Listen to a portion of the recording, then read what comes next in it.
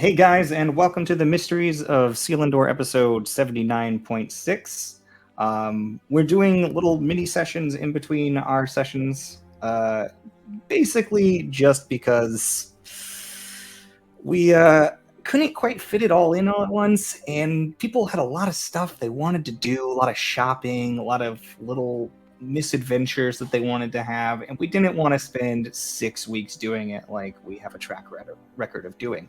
So this time we've got Auren and we've got Bropsy, and we're going to do what they did during their week of time in a day.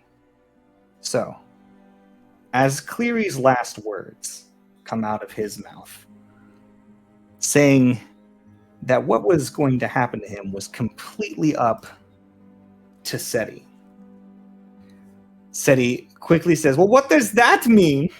And after giving quick looks to Hyacinth, she grabs Cleary by the wrist and runs down the stairs with him. Immediately after she does this, Lady Hyacinth goes, "Well, I really want to watch that. But as it is, I can get you your little slice of dunamancy if you give me just a few minutes. If you're not all going to run about. Is that okay?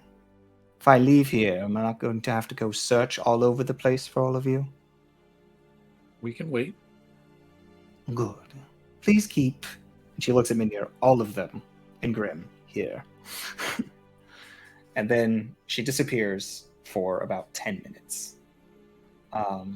During which time, I imagine with the absence of Seti, very little happens.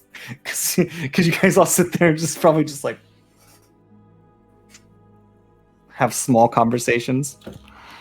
Hey, this is our first time to actually relax in a long time. Yeah, just kind of sit there quietly like, whoa. And after a few minutes, she returns. She goes, "Whew, quite fun." And she reaches out and she says, "For you, Auren," and she places in your hand a small mercurial-looking crystal. She says, "Hold on to that. And after 24 hours have passed, you will return 24 hours back in time." I have to hold it in my hand the whole time or just on my person? On your person. Please don't set them down and leave them anywhere, because these could become quite dangerous if you just leave them laying about. But more importantly, a bit of warning. Try not to spend a whole lot of time with yourself, as it can get a little iffy. The causal effects of dunamancy can tear you apart if you're not careful. And then, of course, try not to sleep in the same place twice. It can get very, very sketchy if you wake up exactly where you were left 24 hours beforehand. I mean, mangled, fused bodies level of not so good. So, please find different places to sleep. I'd rather not try to pick you apart from yourself. Good to know. Well, with the exception of that, you'll be brought back 6 times and have 7 days in a day. Well, that's pretty amazing. Thank you.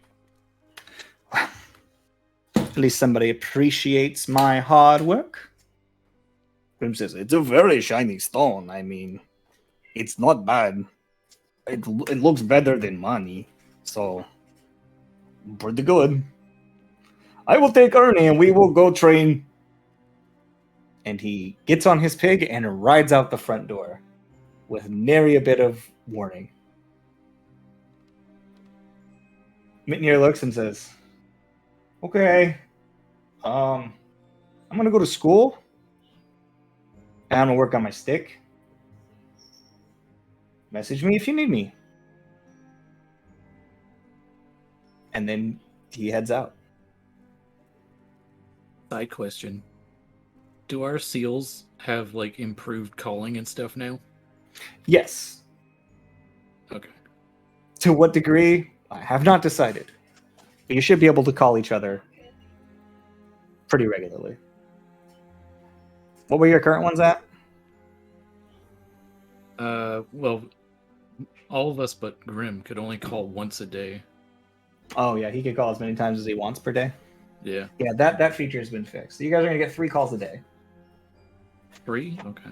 Yep, everybody has 3. His is also his janky broken back alley one has been replaced with one that also has 3 times a day. He doesn't have the modded one. Mm-hmm. Right, I gotta So make a note of that.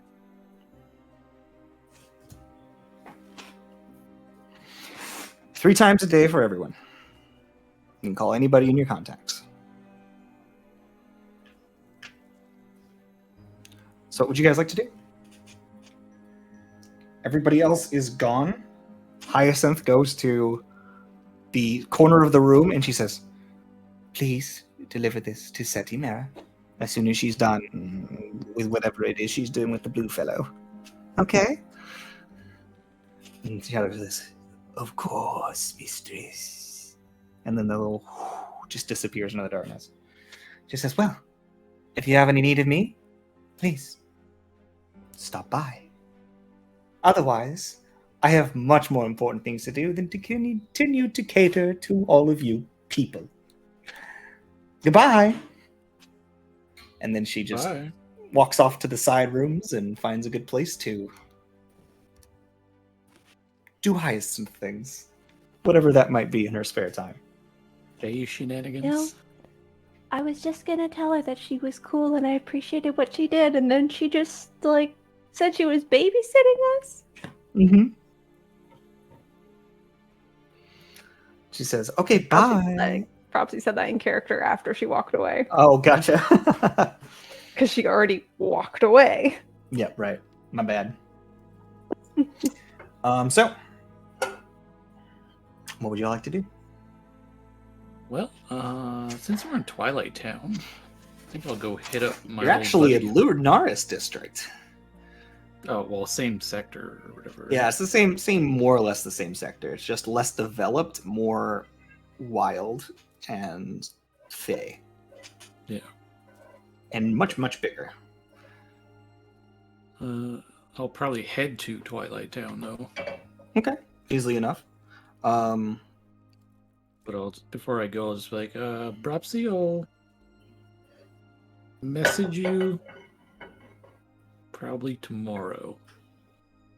Or today. What are you gonna do? I don't know. I just have some projects I gotta finish up before I go to Elysium. But before I go, I will call you. Oh, yeah. And you can come with. I think everyone's already splitting off, so I'll just come with you. Oh, sure, if you want. I think I'd feel better with us at least sticking in small groups. Okay, Just in well, case. I was gonna head over to Twilight Town to visit my buddy at the Steel River Ironworks. Okay. Steel River Ironworks. Oh boy, what was he working on? I forgot about him. Zach Soilma. Well, he wasn't Yeah. working on anything. Oh, he was waiting for your materials. That's right. So I was yeah, supposed to go somewhere else to inquire about materials, but I haven't done that yet. it's been a hot second. Clusterfuck. Yeah, well, I'm gonna go there see if I can borrow his smithy for the day. Yeah, so as you approach, he says, "It's been a while. You done any good projects since I've seen you last?" Oh, I have so many. So many. Well, forge is yours as usual. You make any progress on that? Were you making armor for a pig or something? Oh, no. I haven't had time to source materials for that yet. I still got to go visit your friend Frack at the Black and Delvers. Yeah, if you make any progress on that, feel free to hit me up. Otherwise, what business you have here? I have a little project I'd like to try and finish up today. Fair enough. A guidance. I'm always interested in seeing what works you've got. Well, this is definitely interesting. Need a hand? I always welcome assistance. Right then. I'll grab my hammer. Or do we need fine tools?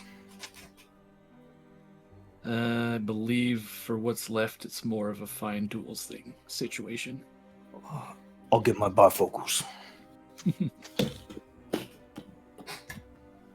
Lumbers off into the corner, gets the shit that he needs, and he begins working. So you can work with advantage. What are you trying? Just gonna try to finish Sorry, your. Colin.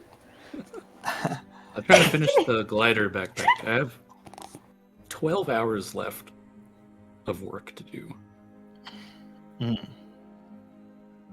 All right, so this big old bugbear is going to get his bifocals, and he's going to sit like really like intricate work, and gonna try to help you out. He's gonna be like, Oh, where'd you pick these things up? They're nice. checking So out your I'll hands with the little lay out my soldering tools. blueprints and all my parts and stuff. Hold up. I've got some stuff in the back here that might be good. Come with me. Propsy, can you pass me the dragon wing? So he's actually going to pull you into the back instead of working out in the open when he sees your plans. And you go Okay. to his back room where you see firearms all over the walls. Mhm. And you see intricate tool tables and like an actual big giant magnifying glass for like very small ironworking. And you see that there is what looks to be like a magically powered press drill.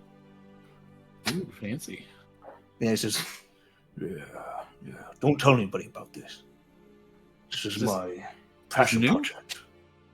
Oh, no. This has been here. I just... Hiding know. away the good workshop. I see. Well, you didn't ask about firearms. Normally there's a password to get through here, but you've shared enough of your secrets. I don't mind sharing mine. I haven't really Just, dabbled much in firearms. Don't but- fuck with the pile of black powder in the corner. Ooh. Maybe we should. cook I'm that sorry, up. did you just say this man has guns? mm-hmm. Okay. Can we put like a tarp over that or something? Oh, yeah. Slime-coated top. Be good to avoid fire. Yeah. I don't know Things why I can don't get, always have that on there. Things can get sparky when my hands get going. Is this stuff just like copyrighted or illegal? Well, it depends on what city you're in. Here in Selindor, nothing's illegal. Where I came from, it was actually not discovered. So, when I came here, I found a tinkering and... Well, there's a bit of a ban about having them out and open because they really bridge the gap between weaker and stronger individuals in a way that makes uprising and revolts really difficult and dangerous. So I got a little bit of a fine when I tried selling them openly to children. And after that, I started putting them in the back Children? room. Well, yeah, My. children's got to hunt things too. Yeah, not all children have people to look out for them. So. Yeah. So, I keep these here, and they're under very strict sales policies. But, keep them in the back room so nobody gets nosy, no children keep playing with them. And I don't trust everyone, so I don't show them that I've got it. Because you don't want to get robbed here at one point, and they've taken all your guns. Yeah, that wouldn't be very good. What kind of security measures do you have in place? Well, no one knows about it, does they? Well, as far as we know. You're not telling anybody, are you? Of course not. I would never do that. Yeah, you're a good fella. What about your bird? But I will say this. There are beings out there that can read people's minds. Good luck. He looks like super confident. Like ain't nobody gonna know what's going on in his head. I mean, I could probably help you come up with some sort of security measure so people can't get in here, but Yeah, I mean, if you got any ideas, that's fine. But I'm just saying I've got this area. Probably better place to work on things. I don't know, maybe if you like any of these, maybe we could work on something new together. I like the mechanisms. They'll go clickety clack. Yeah. Well, my designs so far have been more utility than weaponry. Fair enough. There's a I'm lot sure we of could combine the two, probably. Oy. Well, it's not total any longer. Let's get to work. And so go ahead and make some rolls with guidance and advantage. All right. So I made a thing for that, just for tinker check. So int and proficiency. This is to finally attach the wings.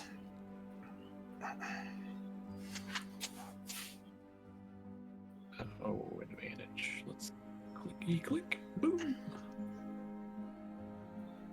So 18. Oh, plus guidance. So that's a D4. 21. 21. Nice. The wings are attached successfully, and the retracting, and expansion mechanism is working. So you've got the wings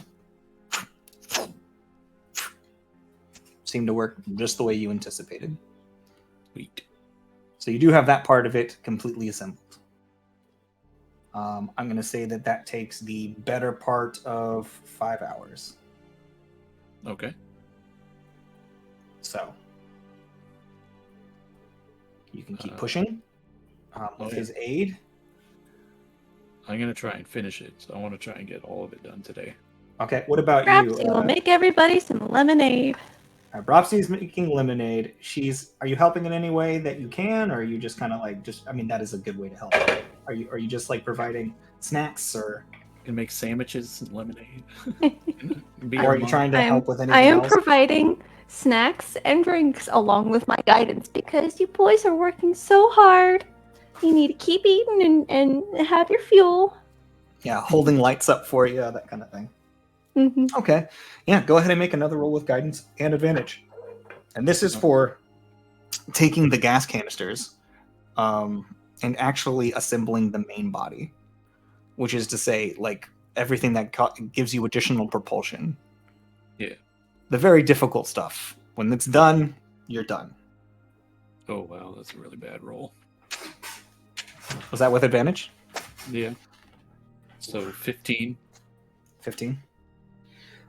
It looks like in the middle of this, because the soil mob didn't actually know how to work with the aquam gas. While he was working with this, and he actually let the seal open, and you lose 50 aquam worth of gas. Oof. And it says, "Oh Jesus! Oh no! Oh no! Oh, I'm so sorry, Auren." It happened. That was a little pricey, though. That's my bad. That's my bad. Oh, I'm sorry. I can make it up to you. But, well, my time's also... All right. So for one more hour push, this is putting you guys late into the evening. Auren was just going to be like, you know what? It's fine. It's only 500 gold. He's just like...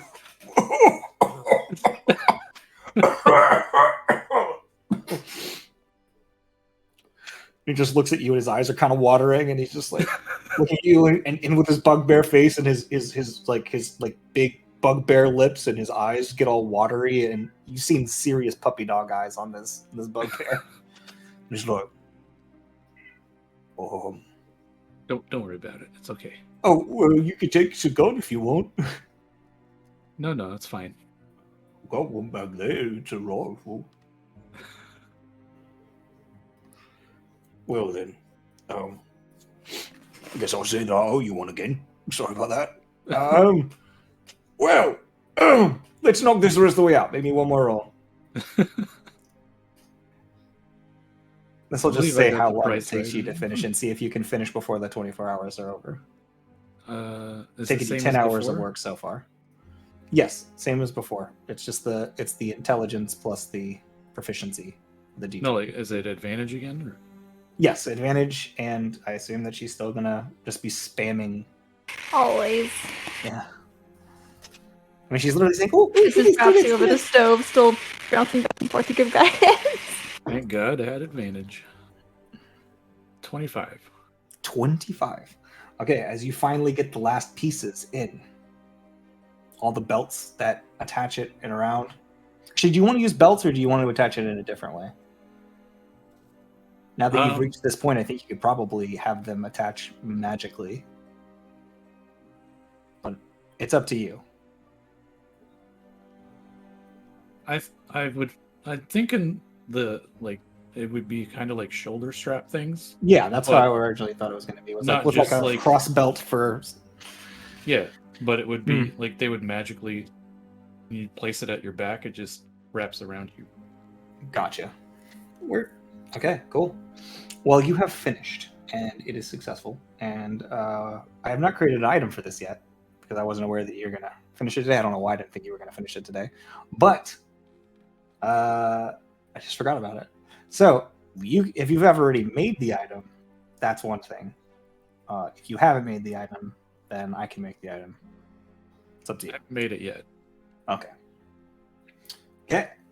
Then I will work on that and I will get it to you. Okay. Okay.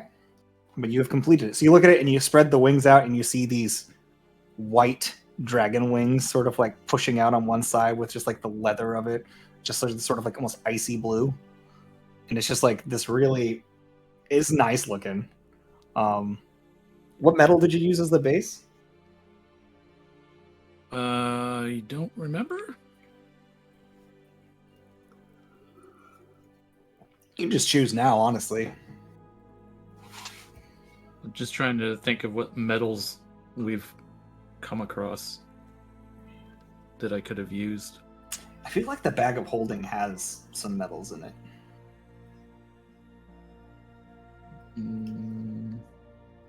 But I could just be wrong.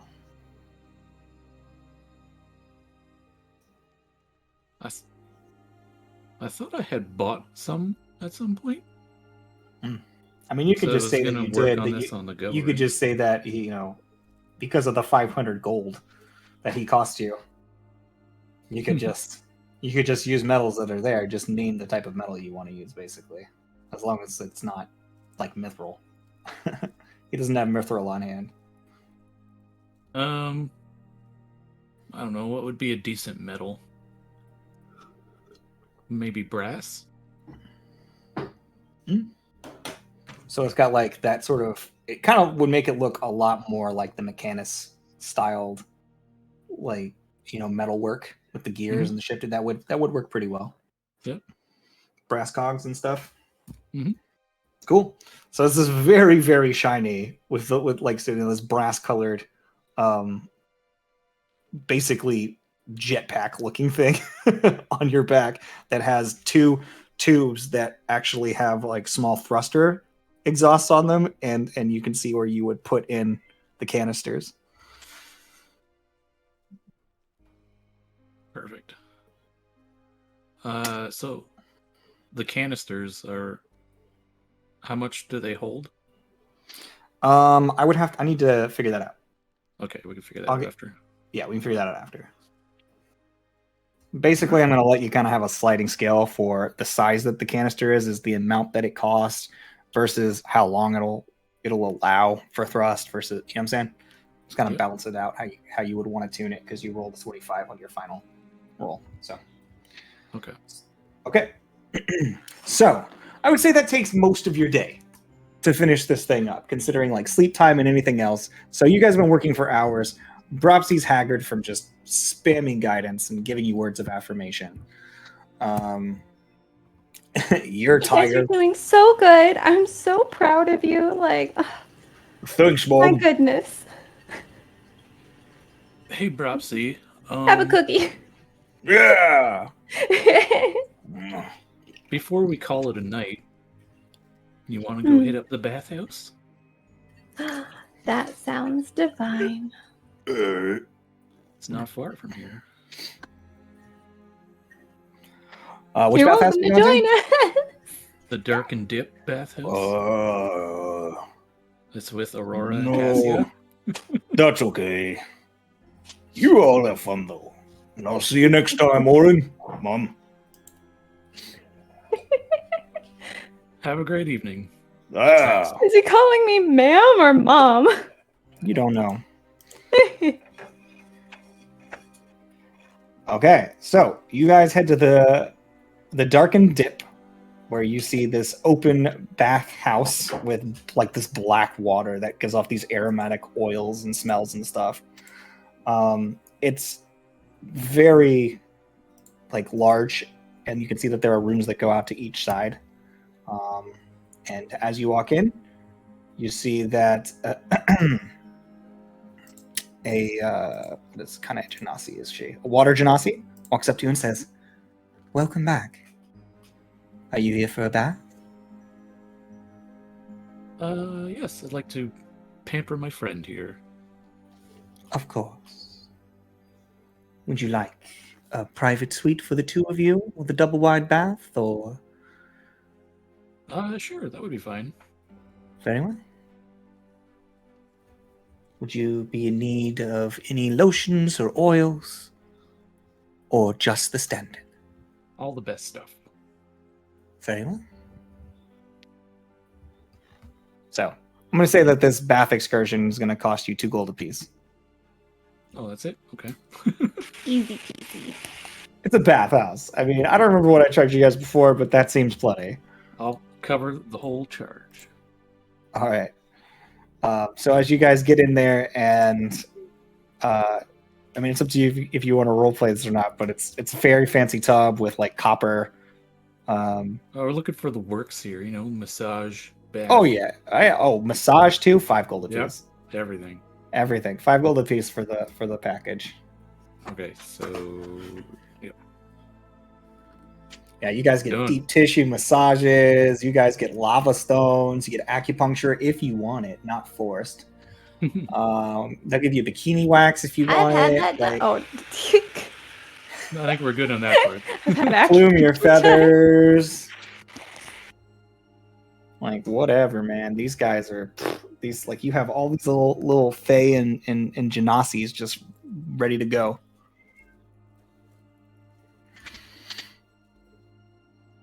But you have a wonderful evening, and that would be your first day. You guys want to just stay there, just like say like, or what are you doing? Like, Is Can we stay there? wonderful.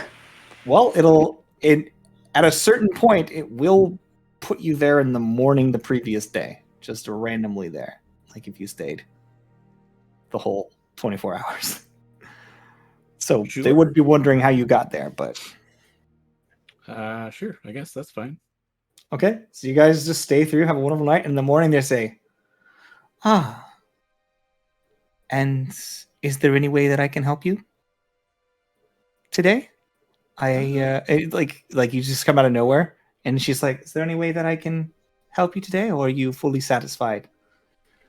Oh no, we're good. Thank you. They look at you just with a little bit of bewilderment, and they're like, It will Very make well. sense later. Thank you. "Oh, thank you." And you leave. They say, "When did they come here?" All So right.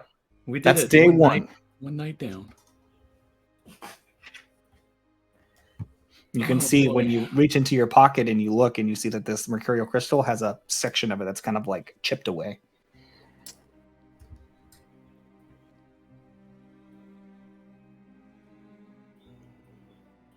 All right. Glider pack back complete. Upgrade complete. So, what would you like to do?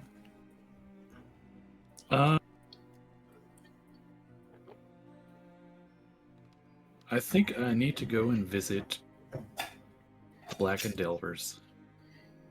Okay, I don't remember who fucking works there because you guys never went, and I designed it years ago now. Literally one I know years of. ago. Is a bugbear named Frack, who is a friend of Zach's. Frack and Zach. Oh, that's the leader. Oh, okay. I believe they're in Twilight as well. Twilight District as well. Yep. They are. There is, in fact, Black and Delver's Adventure Company is, in fact, in Twilight Town. So you guys do a little bit of navigating, and you find what looks to be... what does their building look like? Did I not design their building?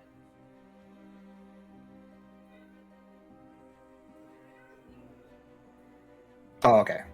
Yeah, so you arrive at this place, which seems to be like a very normal building. It's not like dark or dingy or anything like that. It's just made out of stone and well carved. It seems to be made out of like a matching stone that matches the walls next to it. And as you approach, you see just like some wholesome looking miners just coming out. They're like these dwarves that are just like, we're gonna go get some work done today, boys. Hey!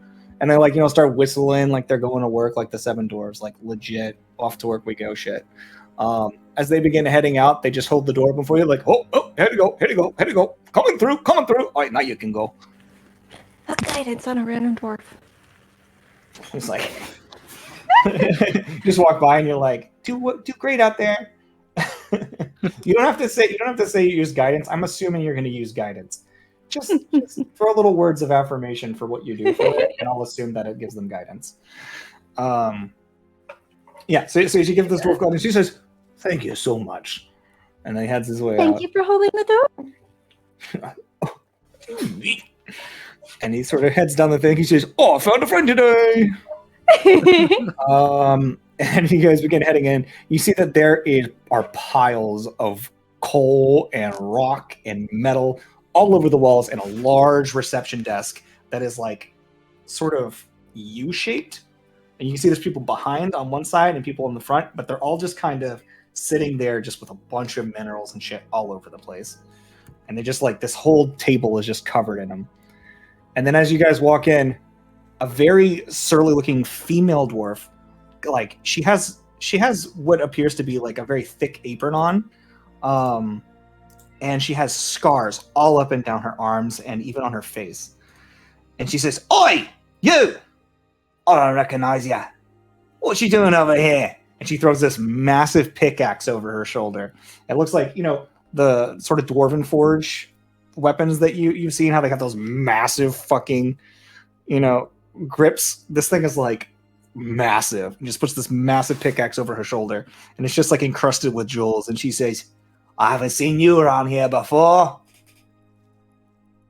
You're right. I haven't been here before. It's my first time. "Well, welcome to Black and Delver. How can I help you?" "I'm the guildmaster here, Fjorda." Nice to meet you. My name is Auren, and this is my friend I'm Broxy. Broxy. You It's a don't look very like lovely you pixie ready to hat. dig a whole bunch of holes. That's not Although- really why we're here. Are you more one of what they say about canaries in a gold mine? Yeah. That's oh boy. I'm just saying, I'm not Anyway. going to keep you in the cage, but if you smell the gas, Yeah, you could be useful. Not why we're here, but thank you. Oh, right then. What can we do for you?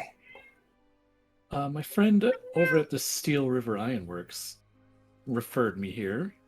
Steel River Ironworks, Steel River Ironworks. Ah, the bugbear, eh? Yes, Zax. I believe he mentioned he has a friend here named Freck. Frack? Oh, yes, Frack, the big boy. Oh, yeah, we have him carry things. He's a transporter. Yeah, okay. So Can't the dig a reason thing I'm to save his life. here- Oh, that boy. He just keeps talking like, oh, he can't save. I remember that time. You remember that time that Flack just made the whole tunnel collapse? Oh, I remember that. Luckily, there were only 3 men there. Bless their souls. Ooh, that's sorry to hear that. Oh, no, they didn't die. They just got big old hits on the noggin and couldn't dig for a week. Oh, well, I'm glad to hear they survived. That's good. So anyway, looking to procure some ores or metals to be used Ores? in the crafting of magical armors. All right. Well, we procure those. If there's anything that we have in stock that's extra surplus from other jobs that we've completed for other individuals, then you're welcome to that first. Usually the way it works is you place a bounty on a material you need and a price, and we will have it completely delivered to you by a certain date, set, and time. Now, we usually send our members out to get them, and the price depends on the difficulty, the metal acquired, and the amount that you need. She just starts swinging her pickaxe and like twirling it like lazily as she walks around the place. And she's like, "Hey, make sure you clean that up. Don't you leave any rubies lying around like last time. Remember, I saw a kid walk right out of here just holding a 500 gold ruby." She's like, fucking no, I'm not leaving it here till tomorrow like I did last time. I know where to keep them. She's, well, you better. Anyways, like I was saying, you can leave a bounty for any particular materials, but otherwise we do have some that are ready for purchase if it's in a smaller quantity. If you need something that's in large quantities, like you're trying to build a motherfucking castle out of iron, well, then we're going to need more time. Nothing that large, no. Alright then. So how what is much- material that you're looking for in the quantity that you're looking for? Well, I believe mithril would be the ideal Mithril? ore. Mithril is difficult to find in Selindor, I'm not going to lie. But it can be found as long as you all recognize its value. How much do you need? Let me think of that for a second. Hey, I've got nothing to do today. Piles of rocks everywhere. All right, so out of character. So I need him basically to make, I guess, 2 armors. One for Azuris and one for Ernie. Okay. And then Azuris also, is a large creature. yeah, I know. I Uh, mean, he doesn't have to cover the entire body, but and so is Ernie's Arnie is also a large creature. So I would say to cover either one of them in any armor that would be remotely useful, you're probably going to need to cover about 25% of their body. So I'm going to say that you need like weight. Weight is the thing. I usually do it in weight, but this wouldn't be weight. So it'd be like mithril weighs Mithril's less. so light. Yeah. I'm gonna say, well, you know what? I will do weight. I'm gonna say you need 10 pounds of mithril per each of them, Okay, yeah, that's fine. and it's gonna be 100 gold per pound. Yep. Okay, and then I also need some for my Zephyr board. You need more mithril for that. Yep. Okay. Yeah, I'm gonna make that one out of mithril. That should only be about maybe 3 pounds of mithril. I mean, it's not gonna be very big, so. But if you're making it like solidly the whole board out of mithril, then yeah. It's gonna be. It's gonna magically compress, basically, and stretch out. Might as well make it 3 pounds of Yeah. mithril. 3's fine. Okay, so 23 pounds? Yep. Alright, so then back in character. I'm gonna need about, let's just say 25 pounds, just to be safe. 25 pounds? 25 pounds of what around here makes it look like we've got 25 pounds of mithril? Do you see a big pound of shiny rocks? That's a lot. Like, we have that much in our reserves for people in clients, but it will be a while to get that amount.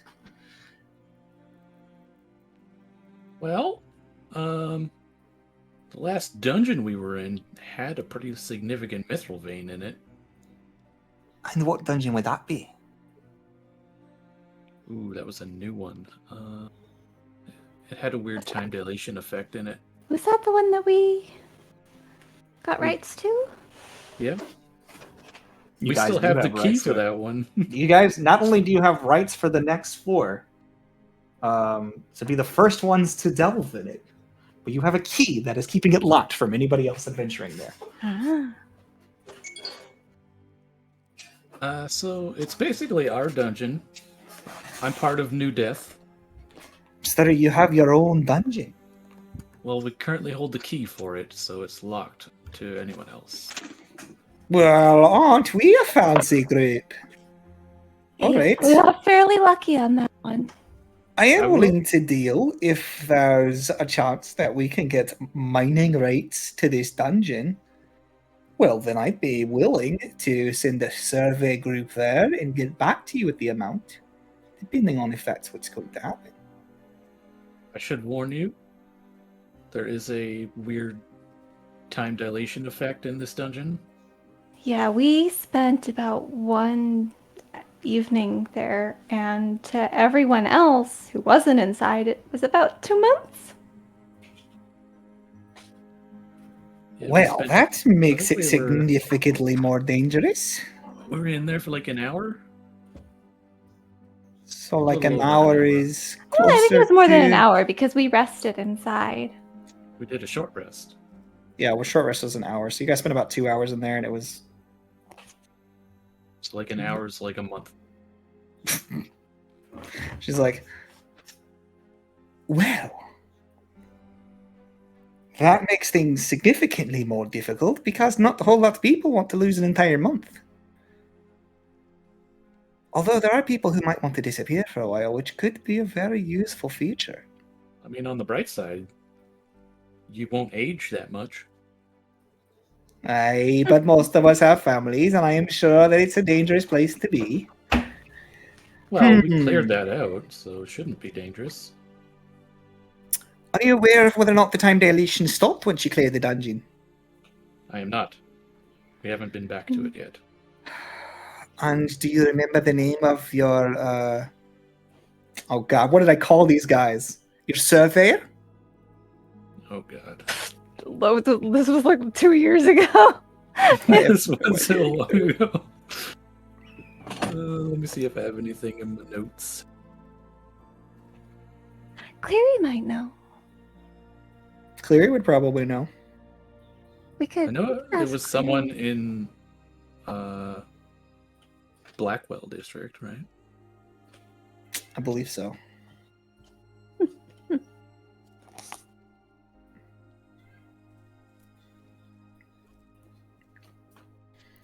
It's not super important. Yeah, I So don't just be have like- a... Just be like, oh, it's fine if you don't remember. I'll tell you what. Gladen Blackwall, I believe, was the guy. He shouldn't be. No, he wouldn't be a surveyor. No? If he found anything there, then he wouldn't be a surveyor. It's like he was like a rebel. You guys never went to his backstory. You guys just met him. Oh, there was also a guy named Silas Kavanaugh, Silas Kavanaugh. Oh no, that's not him. the Good Ripper. I think that's Mhm. his shop or something.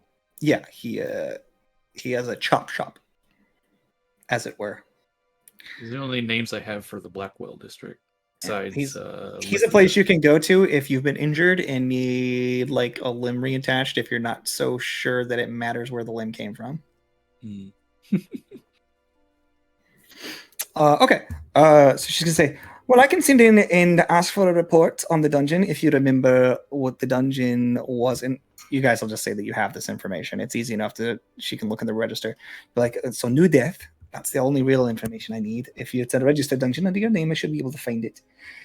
I'll get back to you once I've done a little bit of investigation, if that's all right with you. I'm not ready to make a deal for this mithril that I might have in the back until I know more information about it. I'm not about to just go out there and go do it for you, you know? Well, could I procure 5 pounds for now? 5 pounds of mithril? She looks Maybe back, and there's- we can trade it and then establish the deal for the rest after. I think Orphis, the head archiver of the Nexus, or his assistant Tendi, met us at the dungeon at some point. That is correct. Yes. Tindy. But anyways, good job with your notes. I'm proud of you. So just say, we'll get the I am information also as proud. soon as we can. You guys could call to find out any Oh, that's information. But say, as soon as we find out the information, then we will send you an offer, depending on what we can find. If we have your permission to investigate the dungeon, which I assume you provide, we won't take anything. Trust me, we'll have a surveyor there to make sure that we don't misbehave. Yeah, I can probably agree to that. That shouldn't be a problem. Good. Then I will sell you the £5 of mithril at the regular price, which will be refunded in the event of a deal. But consider the down payment on both of our behalves. You get the mithril. I'm getting money. I'm making a good deal. I'll have to go find some more mithril for another customer, but I get the feeling that you're going to do big things. Just looks you up and down. Yeah. Great. If that works for all of you, have a fair day. Here's your £5 of mithril. That's 500 gold. 500 gold. Done. All right. Guess we'll be in touch. Thank you kindly. And thank you for coming to Black and Delvers. All right, you lot, get working. Yes, Mom. And there you go.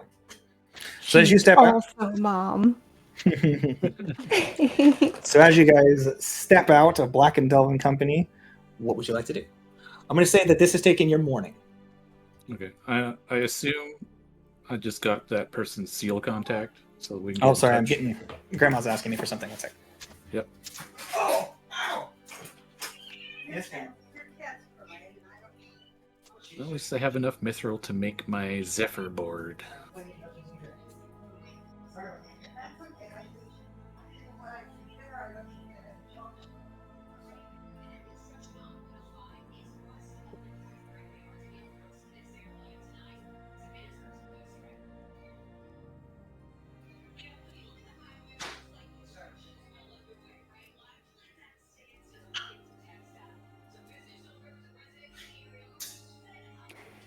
Before we do that, do you think we could go get Azurus? We could, or if you wanted to just go and visit Azurus while I made this, that could work. Mm-hmm. Because I have to go to the High Realm Academy to make this particular item. Okay. If you're gonna be at the academy, I'm okay with that. Yeah, because you have to go to your academy, right? To visit Azurus. Yeah. Yeah, we could do that. And then we can just meet for lunch. Or dinner, That'd be nice. depending what time of day it is. Okay. Holy Starbuck. She is fucking losing her mind. Feisty little I kitty. brought her in here so she would stop yelling at Grandma. All right, so Meanwhile, Suri's curled up next to the window, being absolutely adorable. Midas is a cat donut in his little cat bed over here. all right, so you guys are heading to the academy? Is that what I heard while I Yeah. was? Okay. Yep. So that doesn't take you a whole lot of time because you guys can just head straight to the teleportation portals and go straight there. So it's only going to take you like an hour to walk there from the Black and Devil Co. When you arrive at Logic's Landing, you will see that there are 2 Mitneers. Nope, because it changes. You will see 7 Mitneers sitting on different sides of the fountain of Logic's Landing when you arrive. All carving a stick. Oh god.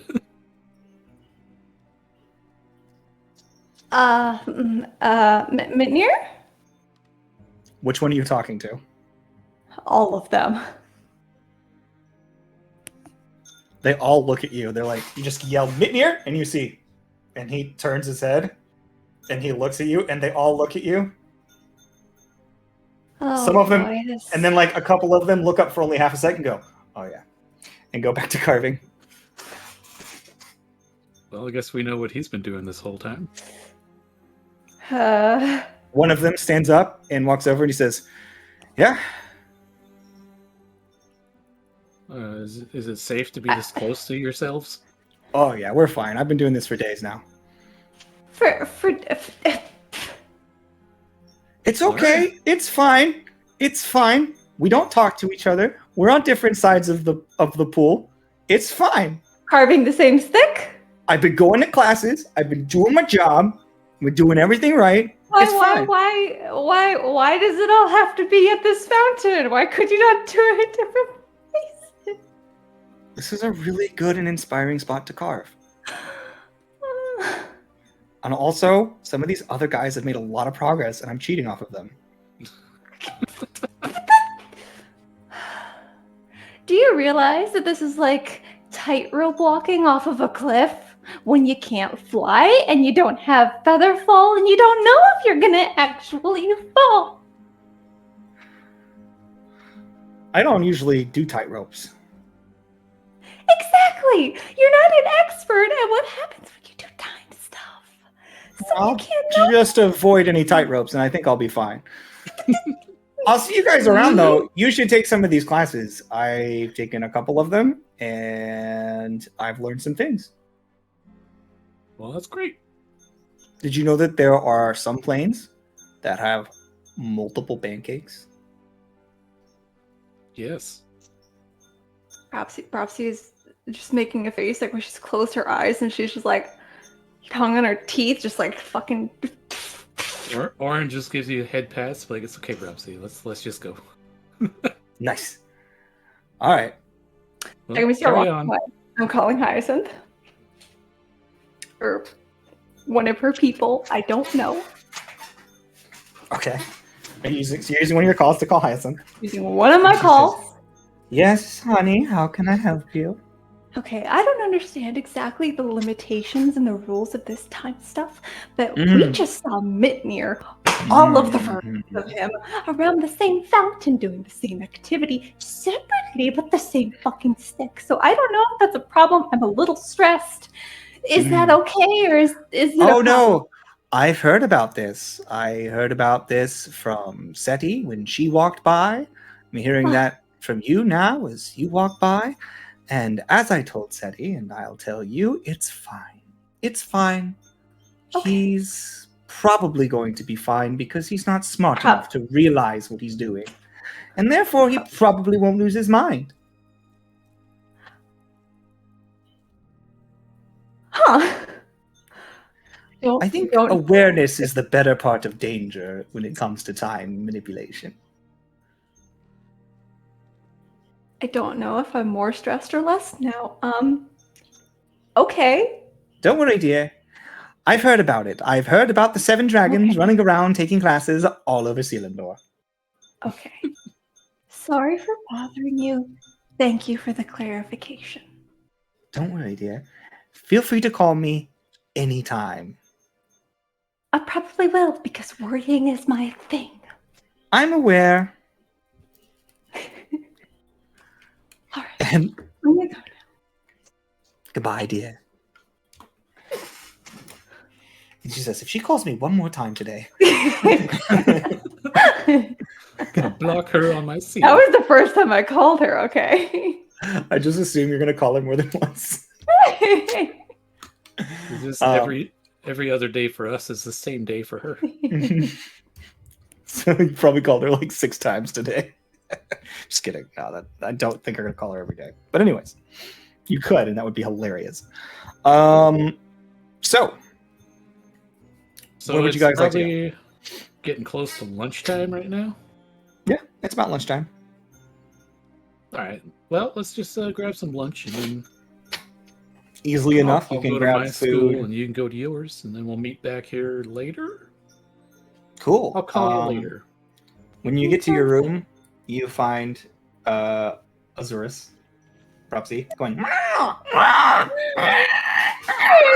and she like spins around you and she like rubs up on you, and she comes and she gets really excited and she runs down the hall, and this is like a large drake, and like they haven't kept her in a pen. She's been in your room this whole time, and and everything there is ruined. Just Well, I hope ruined. not only my room, because she was supposed to be getting No, socialized. no. Like, yeah. So she runs down the hallway, and then you My see room a is her couple of pen, the other okay. students just kind of like move to the side, and she runs past them. And they just go, "Hi, Zurus," and then Zurus just like runs down the hall, goes through, and then breaks through the doors into the which have just been replaced now with like one of those like beaded things. And so they hit the bead thing, and just like flies to the side, and she runs out, and she starts dancing, and she goes to show you all of her animal friends Yeah. throughout the zoo. She has made friends with a couple of different dragon-like entities. One of which is like this 8-legged like monstrosity that's just going, just like Amazing. just like licking his tongue, and she goes, yeah. So she looks like I'm a also baby wild compared to this shaping thing. into one of these. This thing? It's not a beast. The Drake. Oh, the guard. Is it allowed? Because we like. You can transform into Azorus because of your familiarity with her. Okay. But you cannot transform into what this thing is because it is a Yeah. monster. Well, I figured. Yeah. It is not an animal at all. And this thing's just like just little sparks of electricity shooting out of its mouth. Yeah. I'm just socializing with my baby in baby form, is what I'm saying. Nice.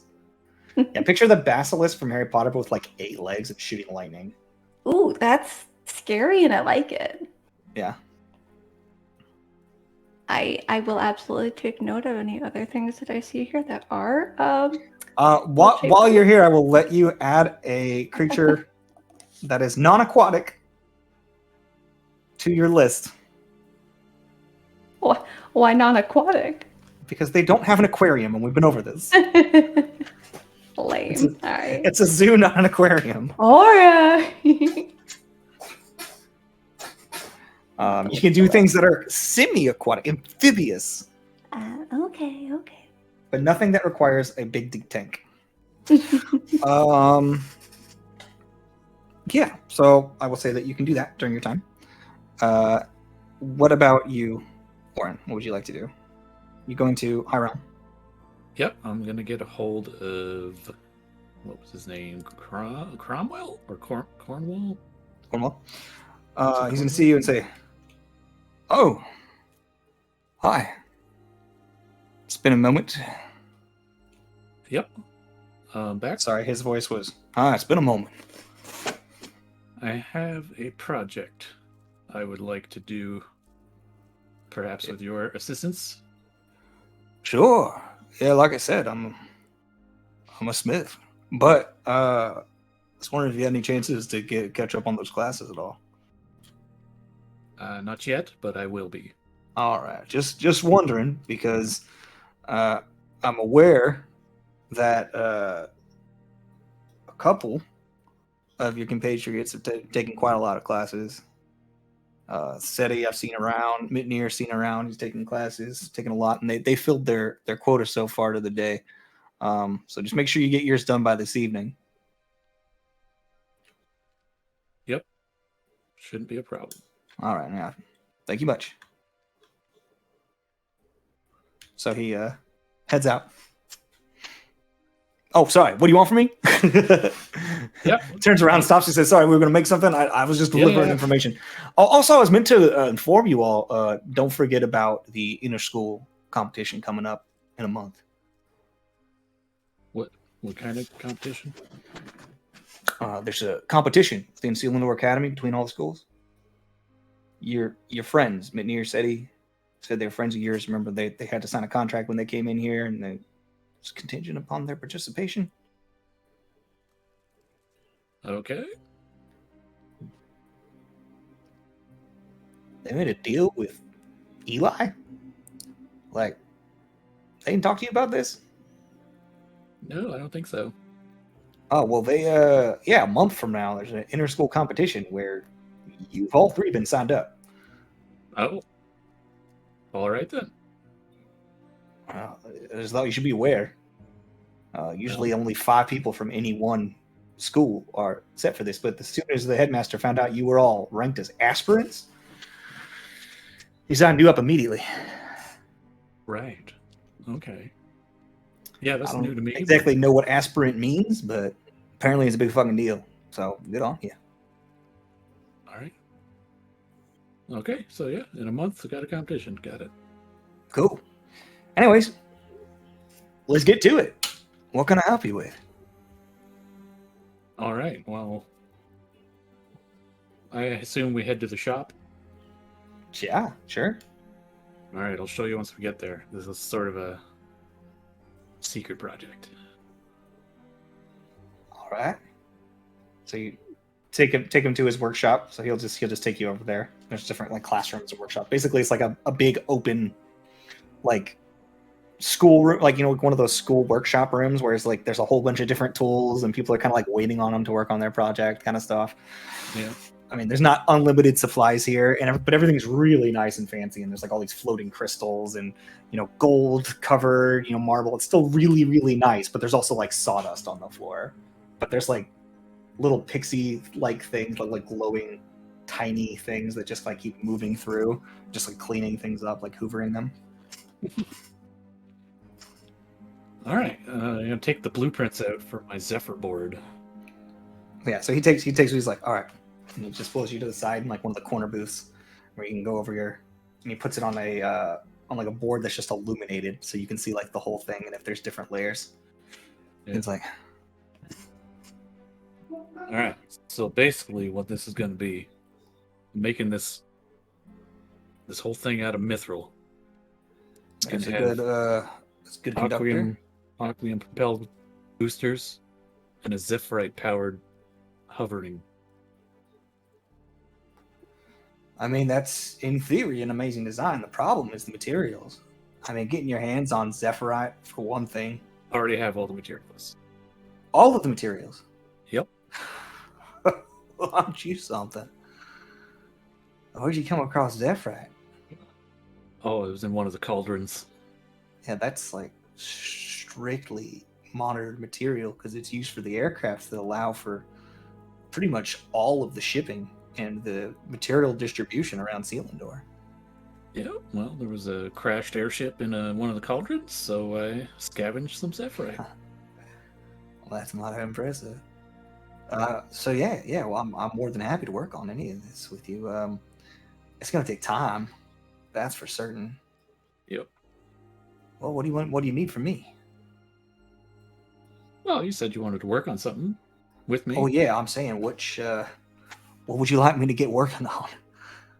Oh, perhaps you can start working on the mithril, the board. So I basically want these 3 components made in mithril, and what they're going to do is they're going to.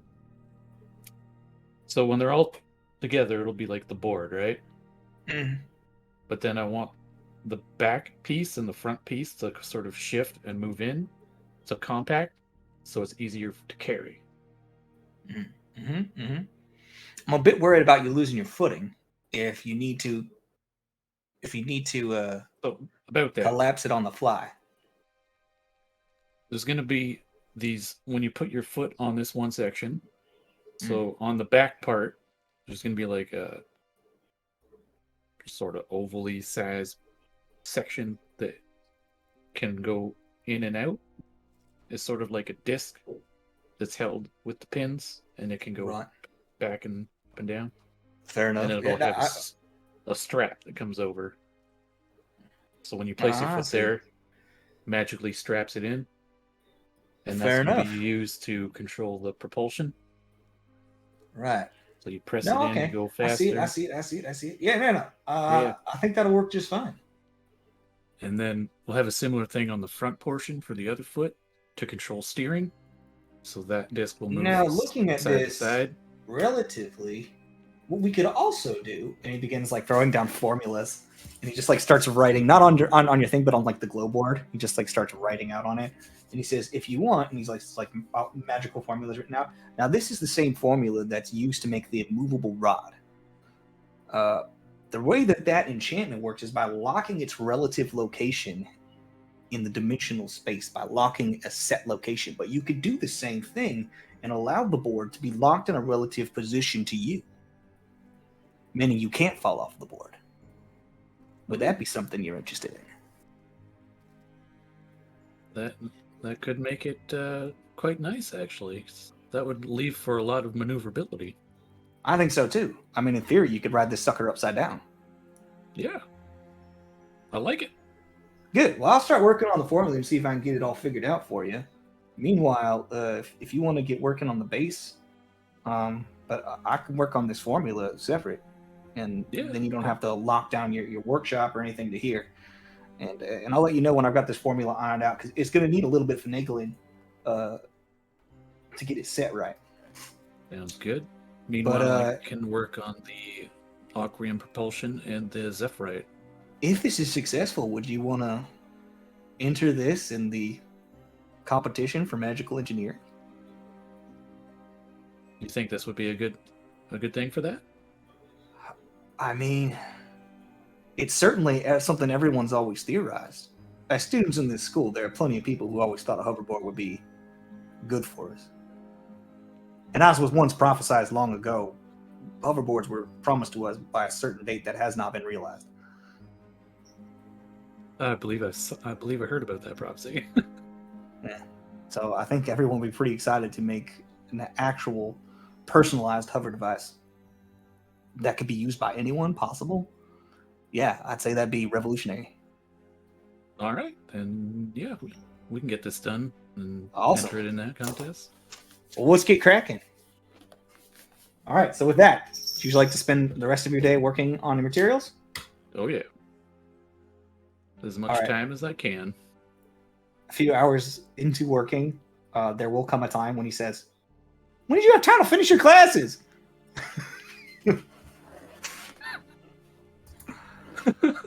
Yeah, because I'm going to be doing that on another day. Yeah. Another day. Okay. So, with your second day, where would you like to spend your night? Each of you could spend them differently in a different place or same place, whatever. Probably in my dorm this time. And okay, so I assume Brapsy will be in her dorm this night. Brapsy? I mean, we're gonna have dinner together, aren't we? Oh yeah, you guys can certainly meet up for dinner, and you can communicate. You guys have enough calls you can call each other. We all have a cuddle puddle. Unfortunately, you cannot go into Auren's room because the High Realm Academy are full of. I could go to your room. You can go to her room. So we'll do that. All right. So you go to her room, and then you guys have a pile up. Your room is lavish. It's nice. Her room smells like a guard drake has been staying in it for a month. We can visit another bathhouse. I'm not saying it's bad. I'm just saying it smells like Azurus has been living there for a month. It might be a homey smell. So it's like when you walk into a person's house and they have cats. You know? And you're just like, oh, this person has cats. It's like that. But if you're a cat person, you have cats. Having always had cats, I don't know what that smell is. Right. So you walk in, you're just like, nah, seems normal to me. But for everyone else, are like, cats live here. It's kind of that thing. So you guys have a nice rest. You wake up in the morning. The third day is yours. What would you like to do? Do I need to make any rolls for the stuff? I'm going to say that is literally just starting out. You know? And since you realistically can't get him to do anything more than he's already done in this one day. So unless you spread it around other crafting masters throughout the city, I don't think you're going to make super much progress. Unless it's just what you're working on by yourself, right? Yeah, I'm going to work on stuff as much as I can. Right. So what you work on and what you carry with you will stay with you. Their stuff restarts with every day. So. Gotcha. He's got half a day of working on formulas. He's not going to be able to make much more progress than that. So. I won't make you roll for the starting one. Yeah, you can do one roll if you want. We'll get it started. A nice little starting roll going in. Hi. It's just a straight roll. Yeah, do your usual intelligence plus proficiency with D20. So 18. 18? Okay. Good start. You do not waste any materials and you make good progress. So as the morning greets you, and Azurus lets out a large yawn that sounds kind of like a roar. You hear the sounds of chickens in the background, and Azurus kind of like Goes back out at them. So, what would you like to do today? Well, Brofsy, I think we should probably do some classes. I think that would probably be wise. Yeah. What classes would you like to take? You can learn pretty much anything under the sun at the Selindor Academy. It's just what you want to pursue. And maybe later we could do some more Draconic. Always.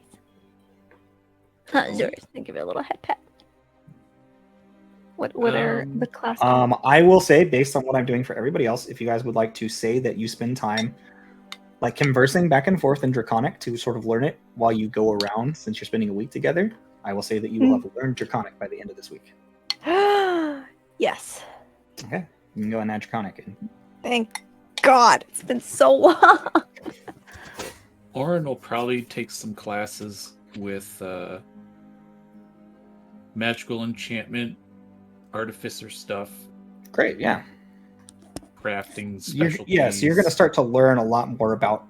So whenever you walk into the first class, like you take the class, but you learn so little if it weren't for your fracture, because you know so little about magical incantations, but you get enough from like knowing how to apply magical incantations to what you're working on that you realize from that you need to spend some time learning basic magic, basically. Not how to cast it, but the basics behind the formulas.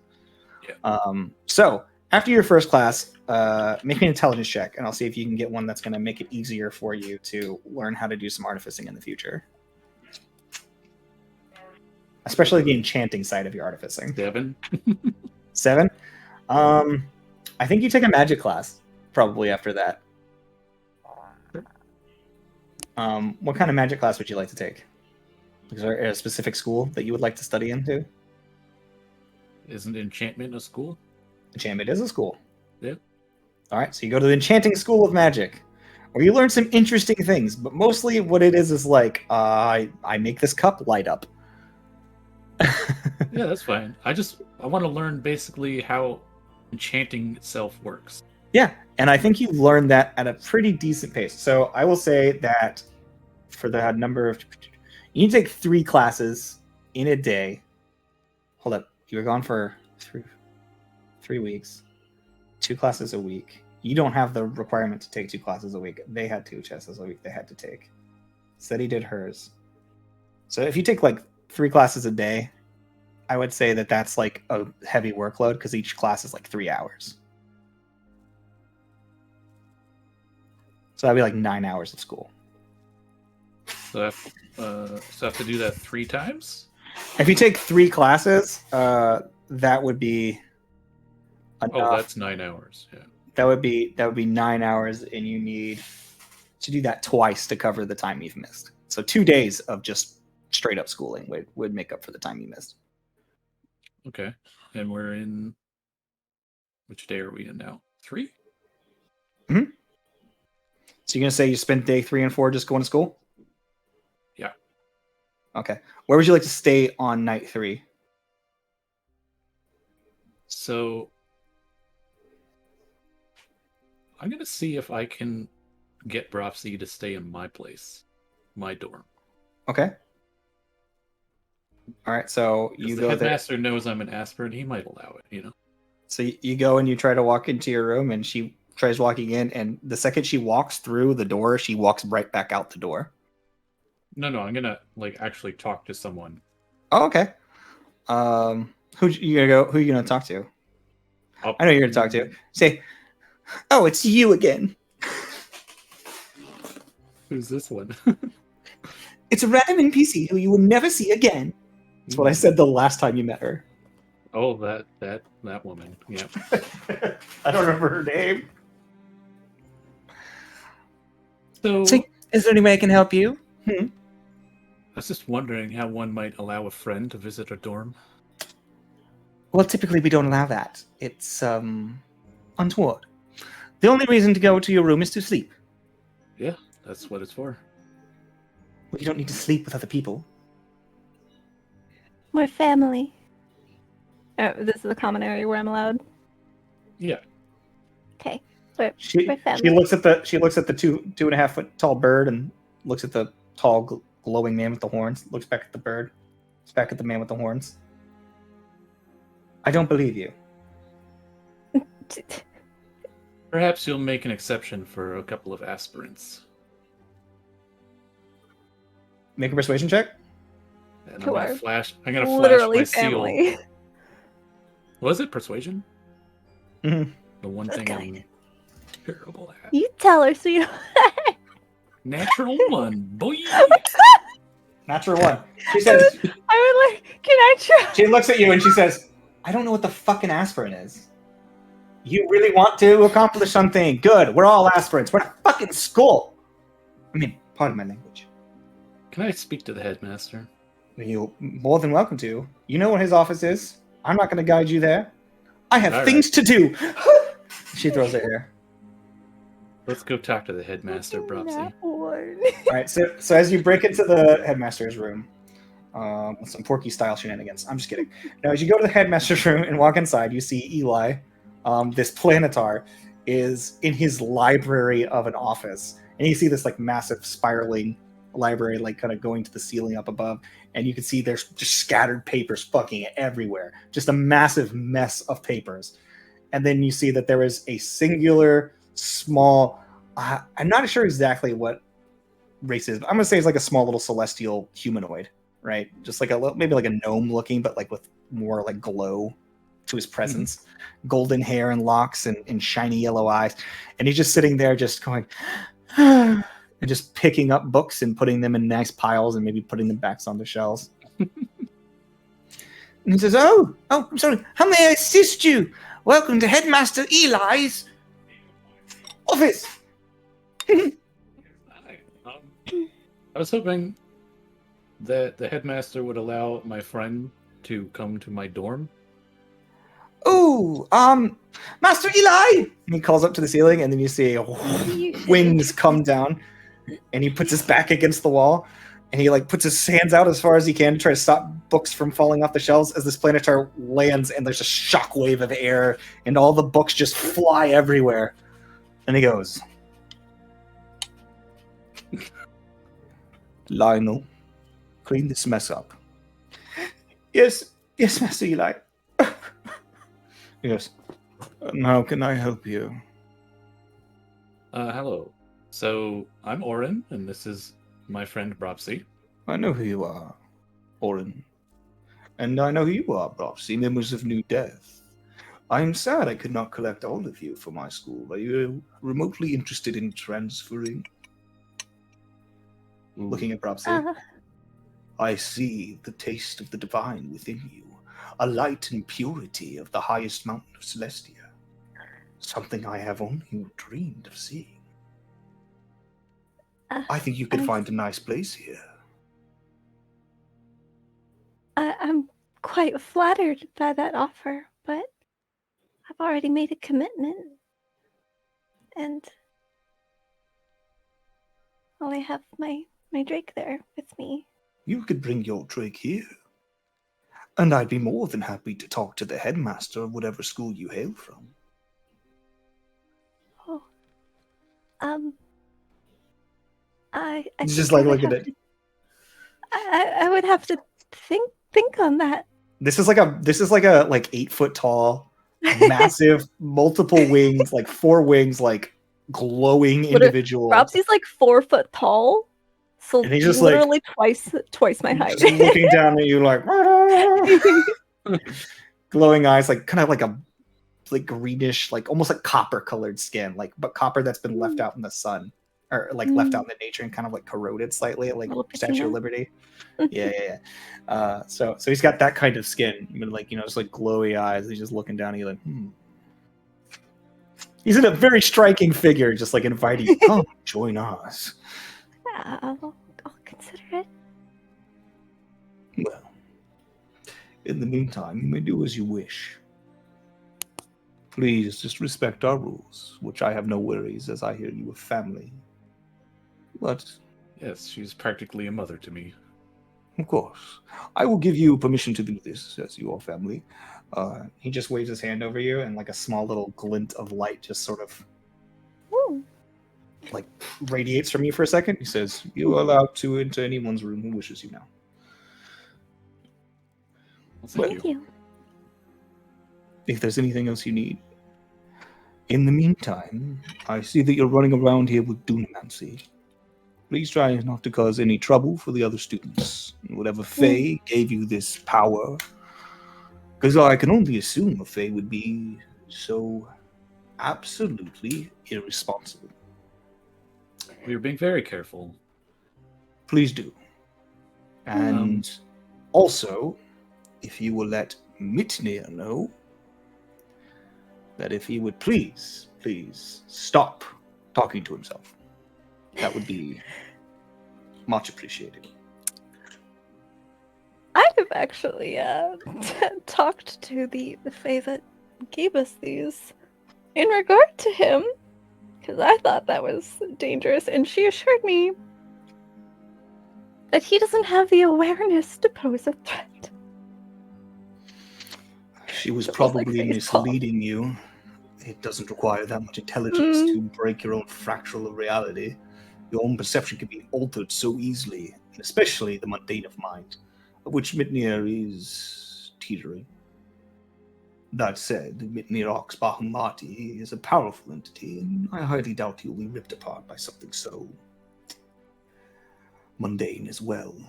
That said, the ripples of him speaking to himself are causing headaches for other students.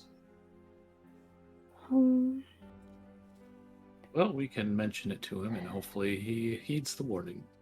Well, we Thank already did that. I think at this point we'd have to just wrangle him. Don't worry. Separate him. I have been keeping a decent eye on him, and for the most part, considering it's Mitnir, he's restrained himself very well. Well, that's good. I to just wish that we could get a little bit better until he's done messing with the time dilation. Sorry, time looping. I could try having him sit with Azurus. Hmm. Maybe at least for a day I could get him away. I think that you're missing a very particular piece of information. And that is that we've already witnessed 7 of him sitting next to himself all the way up until this point in the morning. Changing that would cause a ripple I'm not sure we're ready for. Yeah, he's We already just done all finished his getting stuff. Selindor back into. True. So, just if you see him again, mention not speaking to himself. That would be great. Probably No big pass him on rush. our way out. We'll mention it then. Thank you. Wouldn't that also cause a ripple if he's already been talking to himself? Well, It's time weirdness. I don't know. at this point this morning, he has only done a little bit of talking to himself. Okay. Thank you. Well, sorry. Somebody This was should the just cast evening you silence guys on were us. talking to him. Evening. He's like, Yeah. fuck, I thought it was morning. Not I yet. forgot. In that case, it's like, there's nothing to be done about it. I just really wish he wouldn't have talked to himself.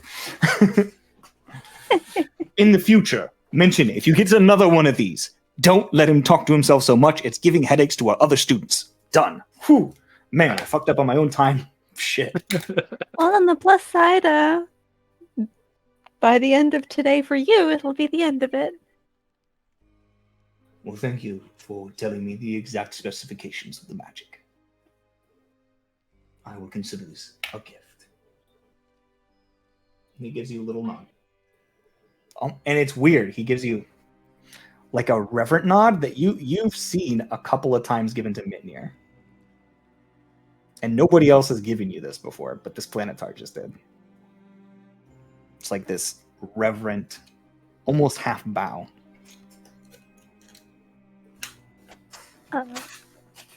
Well, good night then. Good night. Thank you again.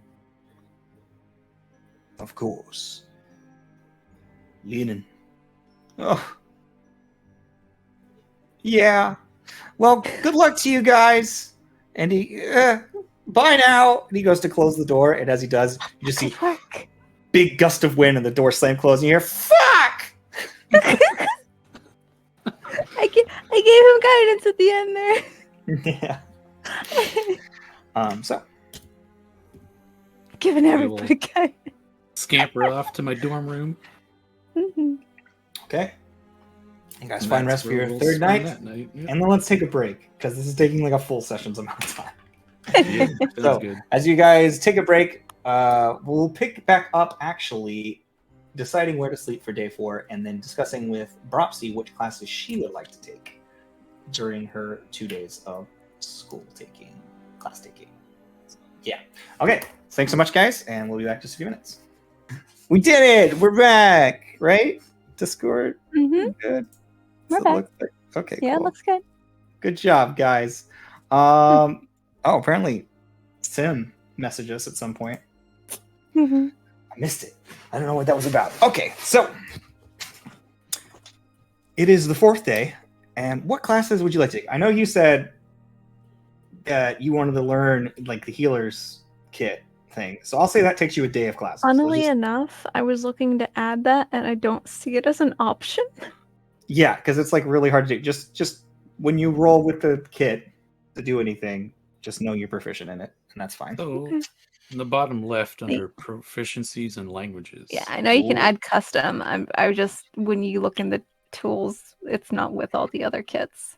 I can also just make you a feed that you really? can add to your sheet as well. So I can take care of that Yeah, at there another are. time. Yeah. Not a big deal. But yeah, you can Mhm. learn the healer's kit with just a days because you already have medicine. We talked Mm. about that. Mhm. But today, what classes would you guys like to take?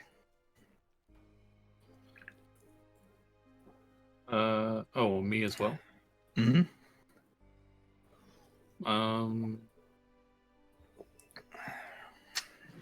I think I would take one on like weapon and armor crafting. Oh, like an actual smithing class that's just more about tempering and all that other stuff. Yeah, just to see if I can hone my technique a little better. Cool. Or find some new tricks with the metals or something, you know. Cool. I'm gonna say that you go to a class and you learn a little bit more about the metals that are very good for accepting enchantment, which includes like platinum and adamantium, mithril, and then there is one that you weren't aware of, maybe you hadn't heard of in a while, called Magisteel,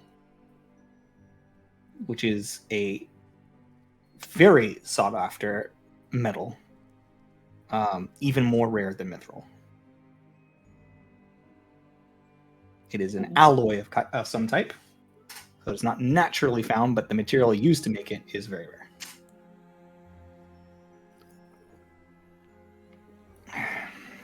Take a note of that.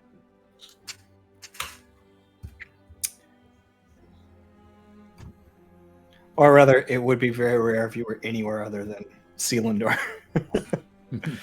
where What the was it Nexus called? is just filled with it. Magisteel. Magisteel, like Magi Steel. Yep. Magisteel. Good to know. You And learn is that about it. the order they go in of like quality? It was like platinum, adamantine, mithril, magisteel. Yeah, it's pretty good basis on how well they accept magical enchantments. Yes. Okay. There's also orichalcum, which is on that list. But Where would that would be fit? up there. That would be up there above mithril. Like better than mithril or almost as good as mithril? Better than mithril at accepting. Okay. Enchantments. But it kind of has like a tendency towards dark magic. Gotcha. Well, not really dark magic, but like destructive or evocation. That kind of stuff. Okay. Let's just say aggressive magics. Yeah, it handles extreme energies very well. So you learn that. Kita, what would you like to do with your second day of schooling? Like, what kind of classes would you like to attend? Not really sure. Yeah, I mean, you could just go to the same classes he goes to. Like, you don't have to find your own classes. You can just chill. I mean, I would probably go to something nature related. Okay. Yeah, so I'm going to say that since you were learning about that stuff, let's say that you go to like an herbalism class and you learn a little bit more about the types of herbs that can be found and used in making potions. Mm-hmm. And I'm already salves. proficient in herbalism kits. And then herbalism kits. But yeah, it just helps you with, with your herbs if you want, You Makes could it always easier. go to like a animal tracking class. Yeah, I mean, like, so one all I'm to saying learn is that about this is just beasts. gonna help me, like, get like if I say no, you've been to these classes, it'll be like later when I ask you, well, how well would you really know that? I want to won't go make to one you- for foraging for stuff. Well, that's what I was talking You about would for the pick up, herbalism. yeah. That's what I say in herbalism is that's you go there it, to yeah. which herbs to pick up. Yeah. That's what I was talking about.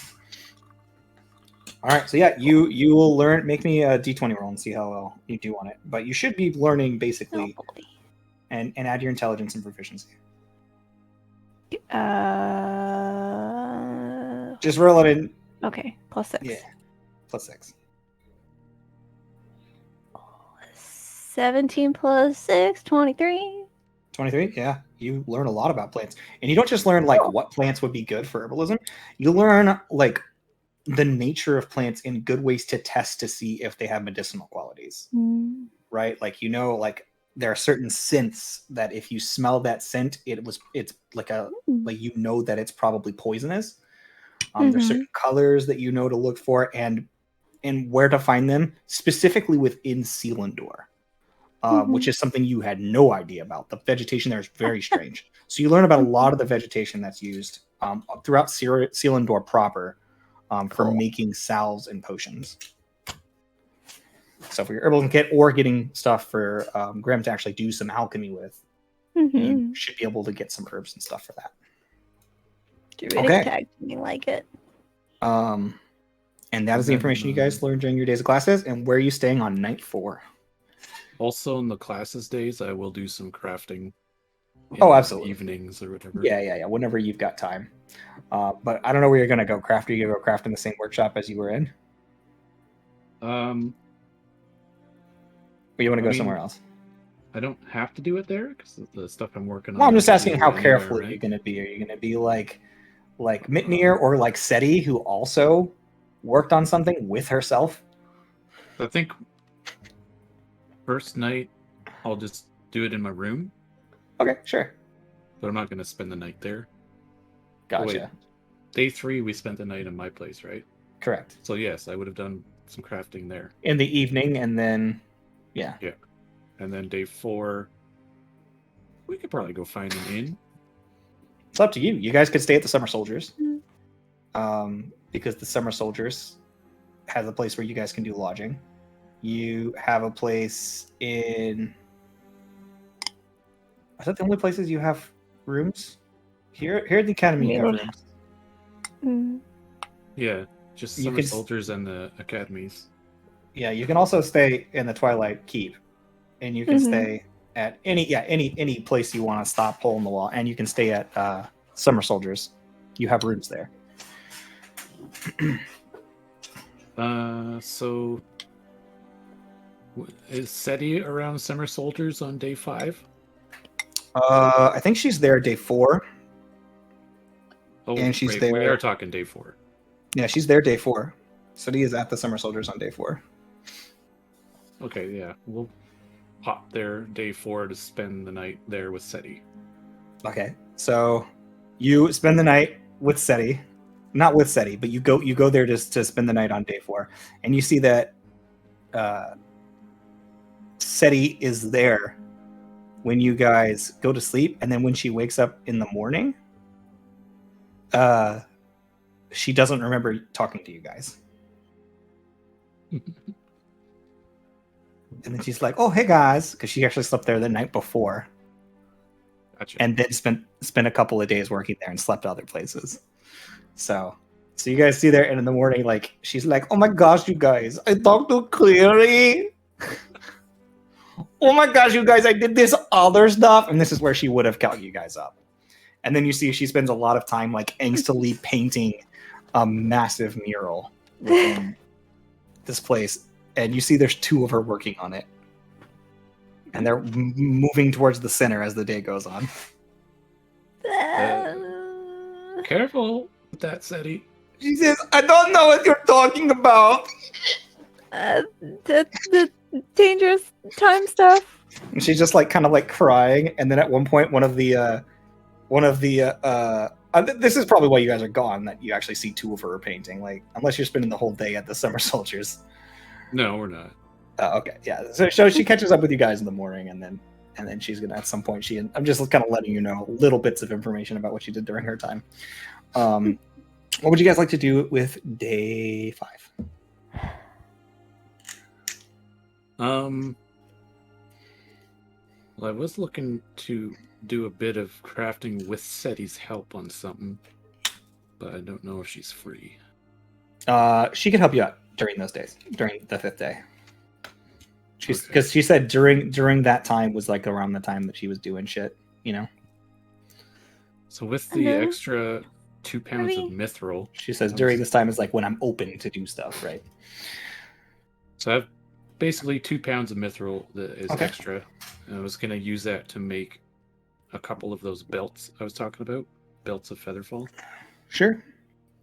But I need SETI's help because she knows how to do that spell. Okay, so Sim's not it's back basically yet. just going to be like a little disc, right? Like a belt buckle. Yeah. That you click the top and bottom, and it wraps the belt around you, Mm-hmm. and then you just press it to cast Featherfall on yourself as a reaction, like once per day. Yeah, in theory, I would say you could use it on any. Like you put it on your leg, you can put it on your belt, you can put it on your arm, you can put it on your throat if you want to. You know what I'm saying? It would just wrap around whenever you put it around. That's easy enough to do. I think that you've kind of mastered that since you were working on that with your other devices. So you've kind of figured out that mechanism and the magics that go into it. So you do that. That's easy enough for you to put together. You've made several of those. I would say that it's going to maybe take you a little bit of work, at least a day's worth of work, to actually put that together. That's fine. And then the enchantments SETI can help you by creating the magical formula, which you can then use to imprint. But you need to do the math, basically the Arcana math, to change them to suit your purposes and to create specifics. So for that, make me an Arcana check with advantage, getting SETI's help, and probably what do you say to him, Propsy? Huh? I assume you're giving him guidance. Encouragement? Yeah. I can't wait to see how pretty you make this. I don't know. I'm crashing. Sure, take a My deep brain is mushing. I cooked today and it took so much. It's gonna be a good one. 29. 29. How many of these are you making? I want to make 5. If I You want to make 5? material. I'm gonna say you make 2. 2? Okay. Yeah, you make 2 today, but that's like your whole day. But you make 2 of these, and we can make an item for it later. Propsy, is there anything else you would like to do during this day other than just sit around with Auren? I'm cuddling with Azurus. I brought her. Okay, cool. So you're just chilling, spending time. You could do shopping if you need to do that. Yeah, is there any shopping you need to do during this day? Well, Potions first of all, I wanted to see if we could find some kind of arrangement with the opal. Okay, yeah, that's the kind of stuff that you would definitely do during this week. Yeah. Where would you like to try to investigate to do that? Or you could just make a blanket investigation check. Say, I check all over the fucking city. All of Selindor. Or you could be a specific district you want to check, or... Well, I think I would start with Hyacinth or the headmasters of the school. Okay, I will say this. During all those times, you have a lot of calls you could have made. So you could have started this process much earlier. Yeah. Who would you ask first? Probably Hyacinth, since we were there first. Okay, so asking Hyacinth, she's like, I'll take it. No worries, dear. I'll take it off your hands for you. specifically trying to... I'm just saying, I gave you 7 days in a single day. Do you know the magics and the cost material-wise to accomplish the feats that I've accomplished? I'm just saying, if you want to give me a shiny rock, I might consider us even. Auren will just mention, like, technically her father asked her to do this. Shouldn't require What he payment. said. I'm looking specifically to get it in some kind of museum. Oh, I'm sorry, dear. I don't go to museums. They're boring. Well, you and I have very different opinions on what's boring. I could show you something fun.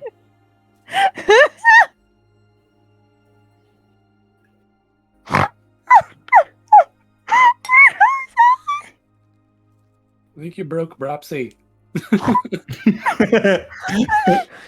giving me crazy eyes. Through the seal too, right? I'm trying to, without trying to act like a sexy woman, show you that she's going a sexy woman pose. I don't know. So I'm just going waggling my eyebrows at you. You're my friend's sister, so no. Blanket no. Fair enough. All right, so she hangs up on you. Who else would you like to talk to?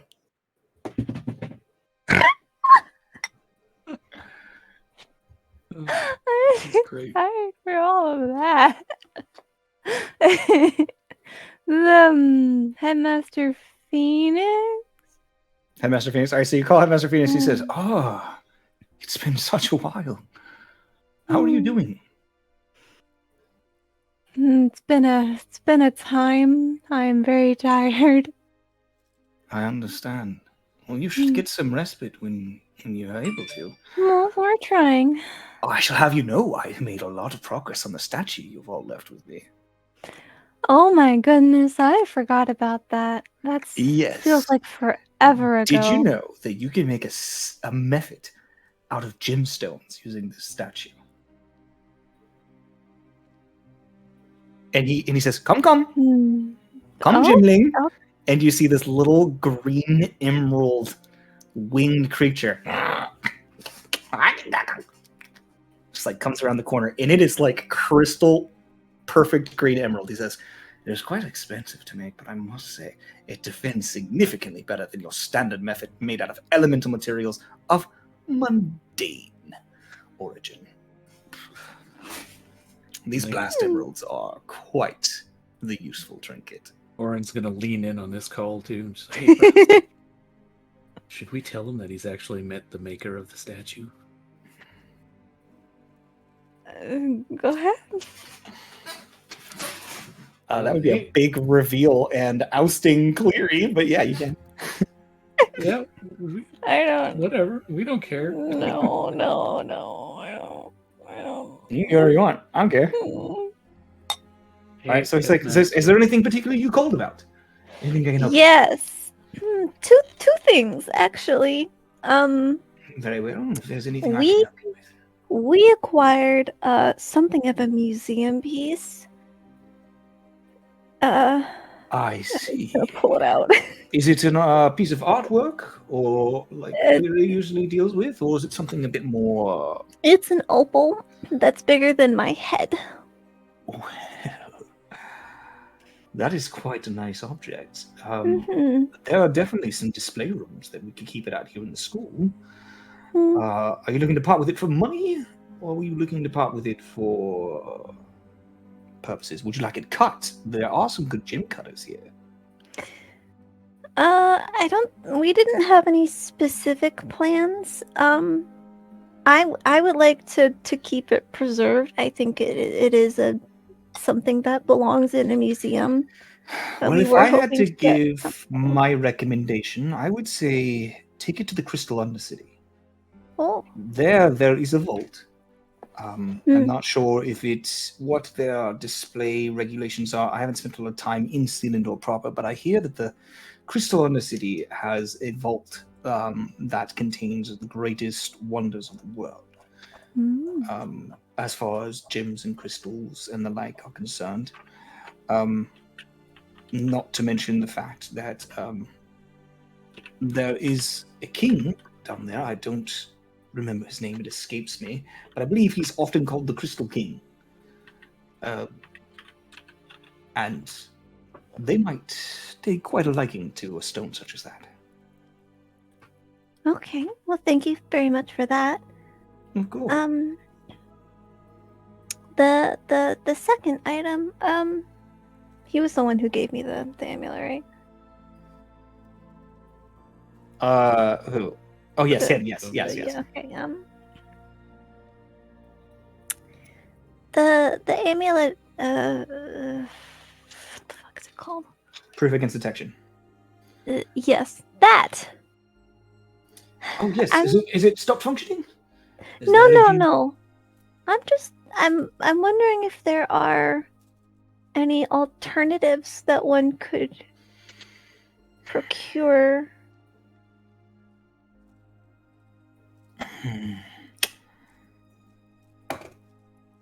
Not that I'm aware of. But there are a lot of people within this academy that deal in such unique things, like enchantment and magical items. It's not exactly the forte of what we do in our school. We are more of a school for the arts. Mm-hmm.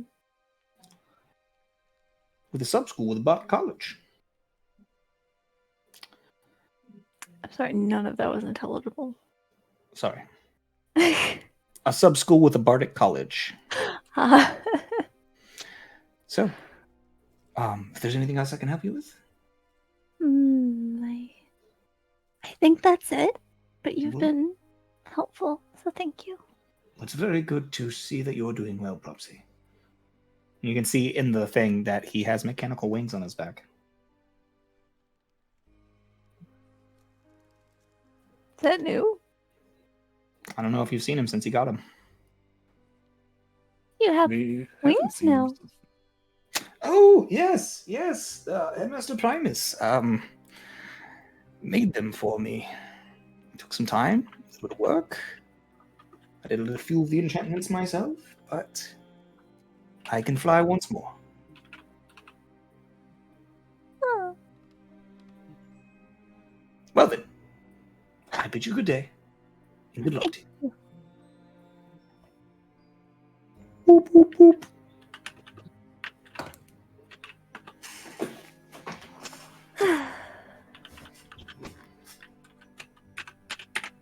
Well, you got a potential place to bring it to?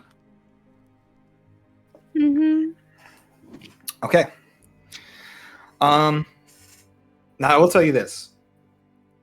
If you go to the Crystal Undercity right now, I have nothing for you.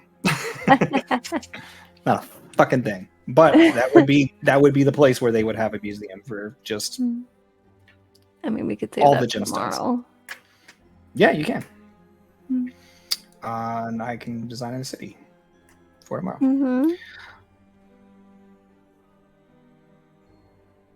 Okay. What would you guys like to do? So that was day 5? Oh, I just said it. She hasn't actually done anything for day 5. That was just her making calls during the week that she could have made. Well, there are more calls that I would make. Okay, who'd you like to call? Other than the Ghostbusters. Other places in the school. Where else in the school would I go to for that? And also Yudrizma. I don't know exactly what kind of stuff does Yudrizma handle other than fractures. Magical items and psionic things usually. He's a lich and powerful psionic. He is. I know him, so I'm gonna call him.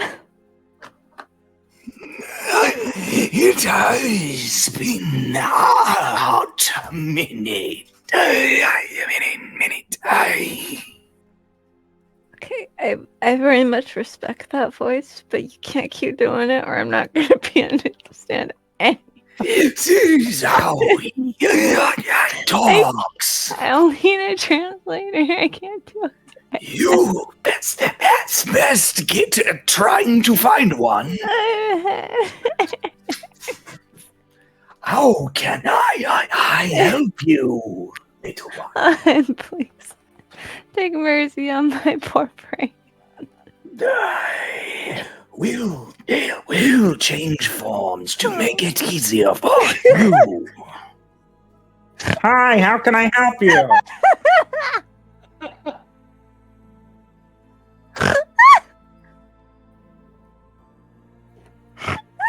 It's me, your Drasma. I need a fan. Is there anything I can help you with? Tentacles! I really the same spiel, and I'm looking for an item or something that could protect me from a powerful, all-seeing bad bitch. Hi, we talking about Northit? Yes. Alrighty then. Okay, all you want is an amulet of protection, of proof against detection. I see. I have one of those. So what's the problem? It's using up all of my bandwidth, and I would like to use that for other things. Oh, so what we need to do is we need to craft you something that hides your very essence. Yep. Well, we can do it. It'll be not so hard. Okay, I'll tell you what.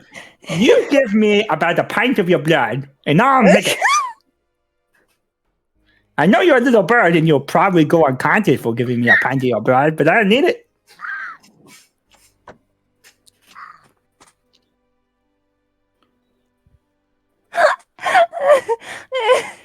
You gotta breathe between laughs. But I'm gonna need some moolah, too.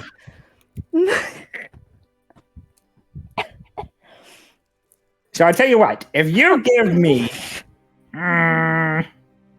let's say 2,000 gold and a pint of your blood, I can make you one in 3 days' time. Shut up, voices! Okay. I guess I go do that. Okay, well, just deliver it to my friend Cinder. Ah. Okay, that works for you? Uh-huh. Good. That form was so restricting, docile. I don't think there's any better. Oh, never make me do that again. I did not. Good. I shall await your delivery. Doot, doot, doot. And that was the most out of character D&D we've ever done. I was in character, okay? Oh no. No, that was not. I was in character until you made me stop doing my character. Because I don't think you understand how hard I'm fighting a crash right now. Okay, so we will keep moving as fast as we can, though. So what would you guys like to what would you like to do on day 5, Gita? Other than drain a pint of blood, pass out for 7 hours, and then do you have 2,000 gold to send? I'm going shopping. Yeah. Okay. How much money do I have? I have 3,400 gold. All And right. then I also have 443 platinum. Is that 4,000 gold? That is 4,000 gold. Okay, so I have. So you could give him 200 platinum, Okay, I'll do that. or you could give him 2,000 gold. Either way you want to do it. 200 platinum. All right, so you send in 200 platinum, and then a pint of your Cool. blood, which I imagine you need help from somebody to drain it. Or you could just do it yourself. Would I? I'm proficient in medicine. No, I think you could set the needle, but I'm pretty certain Bropsy would just start to shrivel assist up after a pint. Bropsy with it, but she'll have to Yeah. talk me through it. Yeah. Okay. So it's easy enough. Just make a medicine check to make sure that you don't Me or her? mess up. I mean, her. I could have gone back to my school to like the health class. Yeah, I just makes it easier to always Okay. make a roll just in case That's a something bad would happen. 19 for a 28. Yeah, you get that pint of blood, you get it good. Now that you finish that, you send it to him. I'm still gonna say that she takes a nice nap because that's a lot of blood for a bird that size. I probably would have done that like the end of the day before sleeping. Okay. Is there anything do my specific you will shopping want first. to? Oh, shopping. So did you Yeah. want to go to Red Wolf? Or is That, there... Eagleman's everywhere. Doesn't matter which first. I'll go. Okay, I'll go to Red did you Wolf wanna 'cause I go- like them. Did you want to go shopping with her as well, Beelan, today, or were you just going to spend it crafting with Seti? Because I guess the whole day was with Seti, but you can also move that to the 6th day if you wanted. No, this day would be crafting. Okay. Is there anything so- you want me to pick up for you?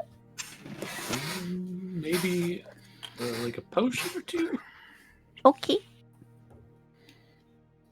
I know that I bought some potions from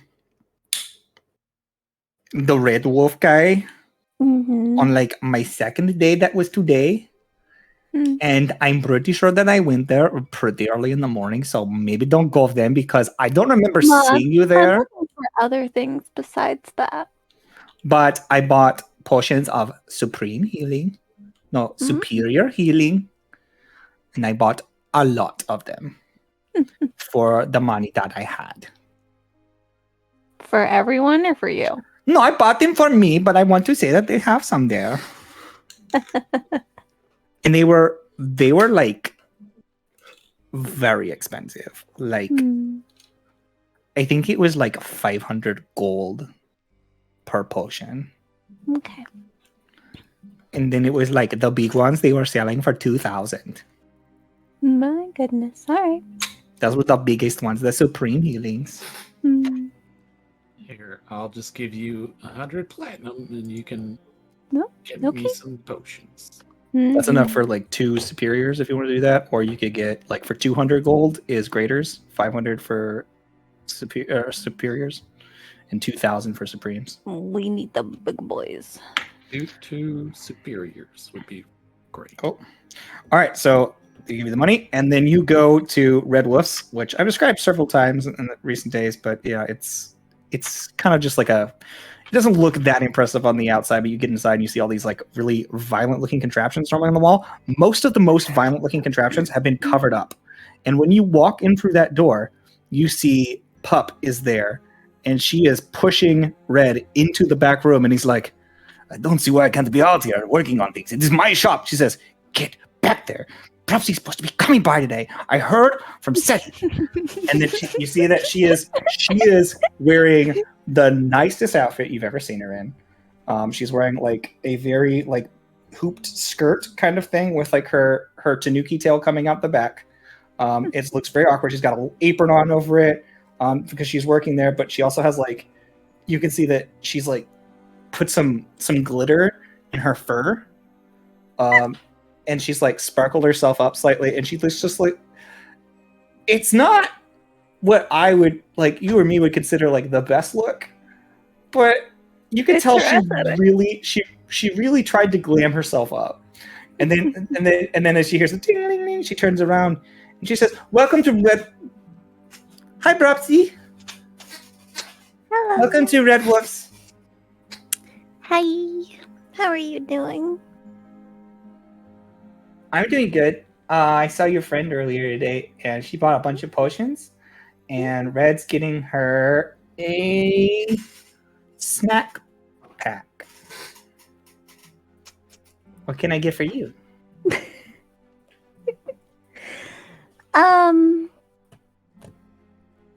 We would like to procure some potions, but I'm also interested if you guys have any staves? We have staves. Mm-hmm. I don't know. Like, what kind of staff do you want? One that either myself or Graham could use. I mean, I have staves. I just don't know if there's like anything like you want like a magical staff that's like really good yes. for you. I don't really have anything in particular. Red makes really aggressive weapons. But if you really want, we can work on it. Is there Look, anything? if you have one that would be perfect for Graham, he might trade me. But he has. It depends on what the options are. Let me see what I have.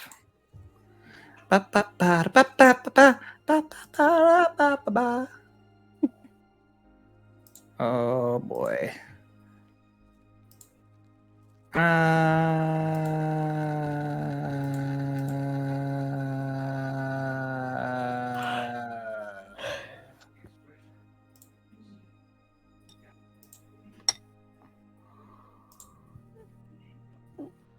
Okay.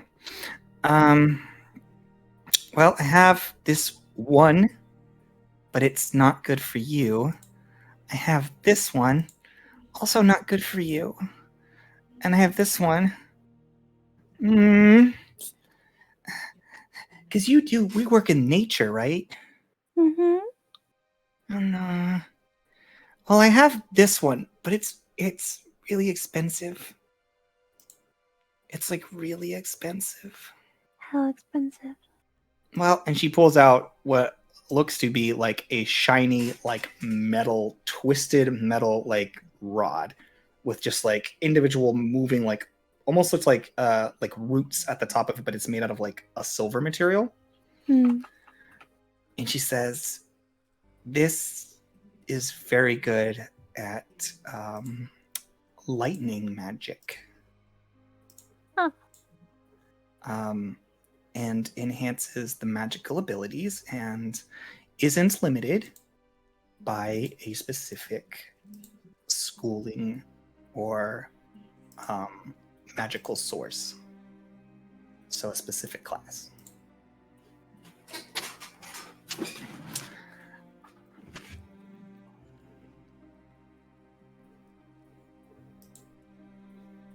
So yeah, that's that. That's the only one that I can find that I think would give you anything close to what you want. How expensive is that one? I'm going to tell you in just a second. The answer is yes.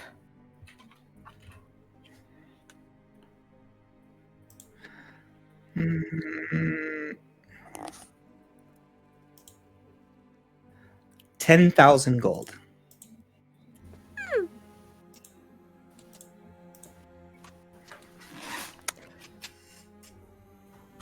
Well, I can't unfortunately go lower than that. That is no, that's fair. like, I don't think even if I wanted to. I'm sorry. that's okay. But I can put it on hold for you if you really want it. I hold up. There's a list here of spells it can do. It can, when you hit something with a melee attack, it shocks them. You can also like make it emit like a crack of thunder. Like it's like a really fancy, like fancy lightning thing. You can make a bolt of lightning just cuz. Yeah, it's like it's a staff that's like really more of a combat staff, but it like literally wields lightning. It's pretty fucking nuts. Like you can do lightning, thunder, lightning strike, thunderclap, and thunder and lightning. So Manir wants it.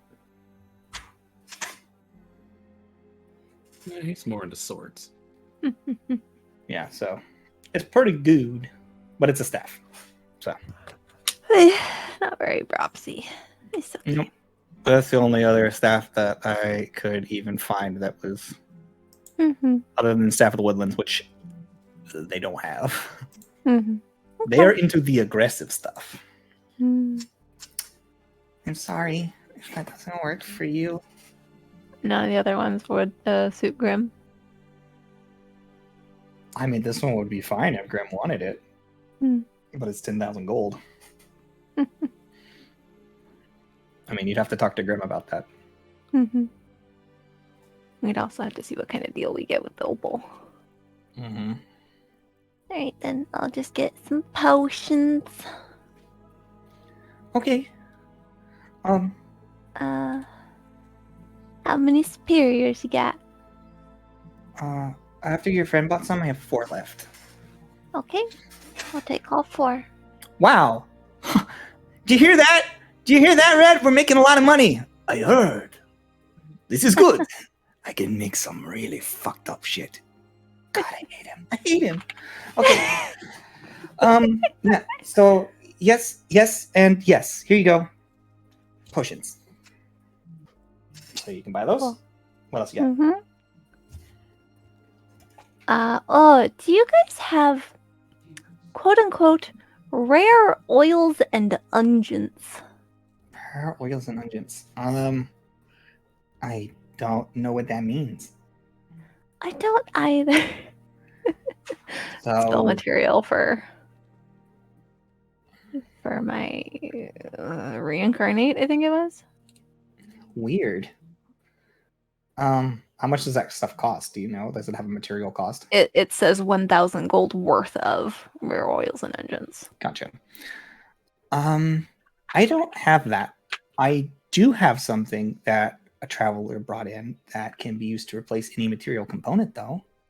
Oh, It's a 1-to-1 cost. It's called residuum. you can do that then. You can buy Ignore. 1,000 gold worth of that, and you can use it for Yeah. just about any spell that you could possibly want. I will do that as well then. Okay. That's it. Got 1,000 gold worth of residuum. Mm-hmm.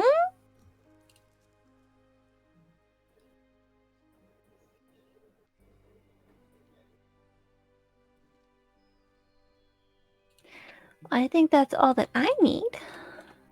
Okay. Well, if you need anything, always come see us first. Yeah.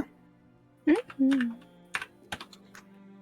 You did look very cute today. She flushes. She says. Yeah, I'll gussy it up for something. She just looks at you like.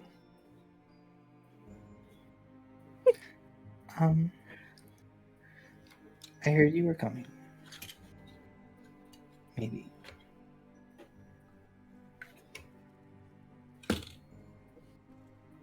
Perhaps he doesn't compute that. Is she just like got a puzzled look on her face for a sec?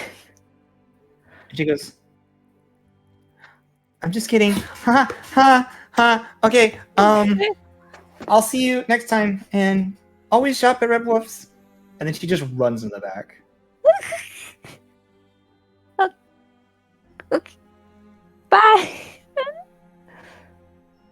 Says, that was really terrible. You did awful.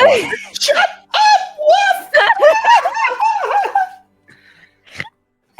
You hear the sounds of tiny little Tanuki fists banging against this mold. Okay. And So- then I head over to Eagleman's to see if they have staves. They're not going to have anything else. I'm Okay sorry. then. Fair. Nobody's got anything that's not in the D&D rules. Like, so. What aren't there? We established that there are ones. Because if the Yadrizma is gonna help me with my thingy thing, then I can have a thing ready, or like put hold on something for when that happens. I can look. As far as staves go, There Because really most- aren't that many good stabs. there's like Staff of the Woodlands is the only really good staff for. Let me see how But it's staff. didn't you say that there was one with tentacles? Wouldn't Grim like that one? No, that's not going to help him with the spell casting, which is his primary focus. Oh. The Staff of the Woodlands is 40,000 gold. didn't realize that. So you might be able to buy one, but it's going to be, and that's my market. That's not like market price. That's like manufacturer's price. So like, there's going to be an upcharge at Eagleman's. Hmm. Okay, then I guess I will wait until after we deal with the opal stuff. So I'm going to say that you browse there, and that's going to take most of your day doing like you spend the whole day kind of shopping. Yeah. Okay. Okay, and you guys, where do you want to spend the night?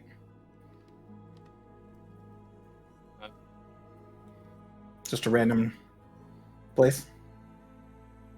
Yeah, we'll probably just hit up an inn. Let me just. Which ones do I have notes of? I got one in Solaris District, I believe. Oh yeah, Yeah. there's tons you could go to. The Barrel Bows or the Verdant Rest. We can do either of those. Barrow Bows, yeah. You can go to the Barrow Bows. I'm gonna say you find a good place to rest. It's good. I don't want to take the time to find the description of the place and then give it to you and have a whole RP thing because we're running low on time already to be done at any reasonable hour. I know nobody necessarily has to go anywhere, but with Nikita fading and our normal end time being in 23 minutes, it's So you guys find a good place to rest for the night. There was nobody else there that from your party, and you guys begin your second to last day. What would you like to do on your 6th day? Well, I think it might be time we went to Elysium. Mm-hmm. Okay. I wanted to ask the other day, but I didn't want to pressure. Yeah, I just had a bunch of stuff I needed to get done before we went. Mm-hmm. All right. So how would you like to go about that? I'm going to go to the High Realm Academy and ask to use the resonance mirrors? Yeah. Okay, cool. So you guys go to the High Realm Academy. This is early morning. So you see a couple of people there that you've met before, but they kind of just don't pay you a whole lot of mind, or they say, "Oh, it's been a while since I've seen you," for the first time, and whatever. Like, and that made sense because the last time you had seen them, they say, "Oh, welcome back." But there's a whole lot of that going for it, where it just seems kind of awkward. Like you're not sure if you've met people today yet or not. You see yourself once or twice passing through in the hallways. It's getting more and more complicated, but so far you guys have done a very good job. You find yourselves sitting in front of a gold-rimmed mirror. The mirror itself is reflective, but seems to give like a bit of light. As you're sat down there, you get the familiar instructions, which I actually don't think either of you have received yet. They say, when you find yourself staring into the mirror, your body will be left here, and you will arrive in the desired location as best your mind can bring you there. Those that are very familiar with the realm might be able to locate it, but just having visited it there once might make it difficult for you to find exactly where you want to go. But you should be okay as long as you are good at focusing. Otherwise, if you die there, your spirit will return to your body and death will be, coming for you. We will do our best to stabilize you, but be warned and be careful. While you are there, you can be harmed in a way that is fatal in the real world. Otherwise, your body will be well protected here. Trust, no one will steal anything, not within these halls. Okay. Very well. Your mirror is here, and you see that there's more mirrors around this room. It's like just a dark room just filled with these mirrors. And there are other people sitting there. When you look in their eyes, you can see that the mirror is reflected in their eyes. Like you can see that the mirror is like reflecting back into the mirror in front of them, and you can see it just like that thing that happens when you have a mirror facing a mirror going on with their eyes in the mirror ahead of them. So, as you sit down in front of the mirror and focus, where would you like to go?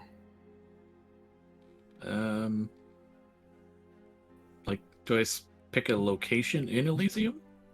It depends. What would you like to do? You've never used one of these before, so how would you like to steer yourself? You tell me your destination, I'll have you make a roll. It could be specific, it could be broad, it could be anything.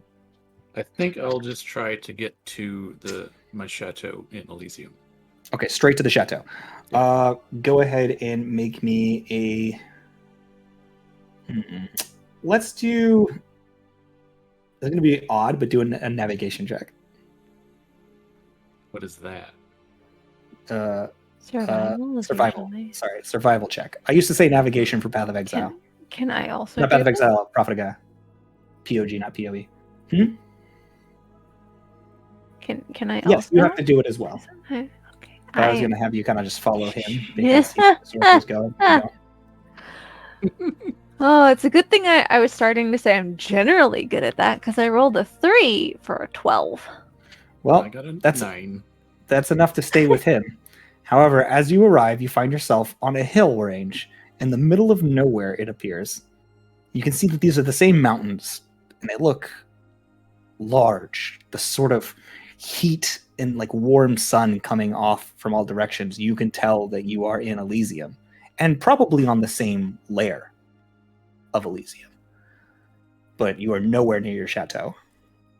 As you look around in the space in the area, you see these massive rivers swirling with these like beautiful, like verdant green lagoons in the base of these massive, sprawling mountains and hills. And you can see that there are like flat, what are those called? They're not mountains. They're not butts. Buttes.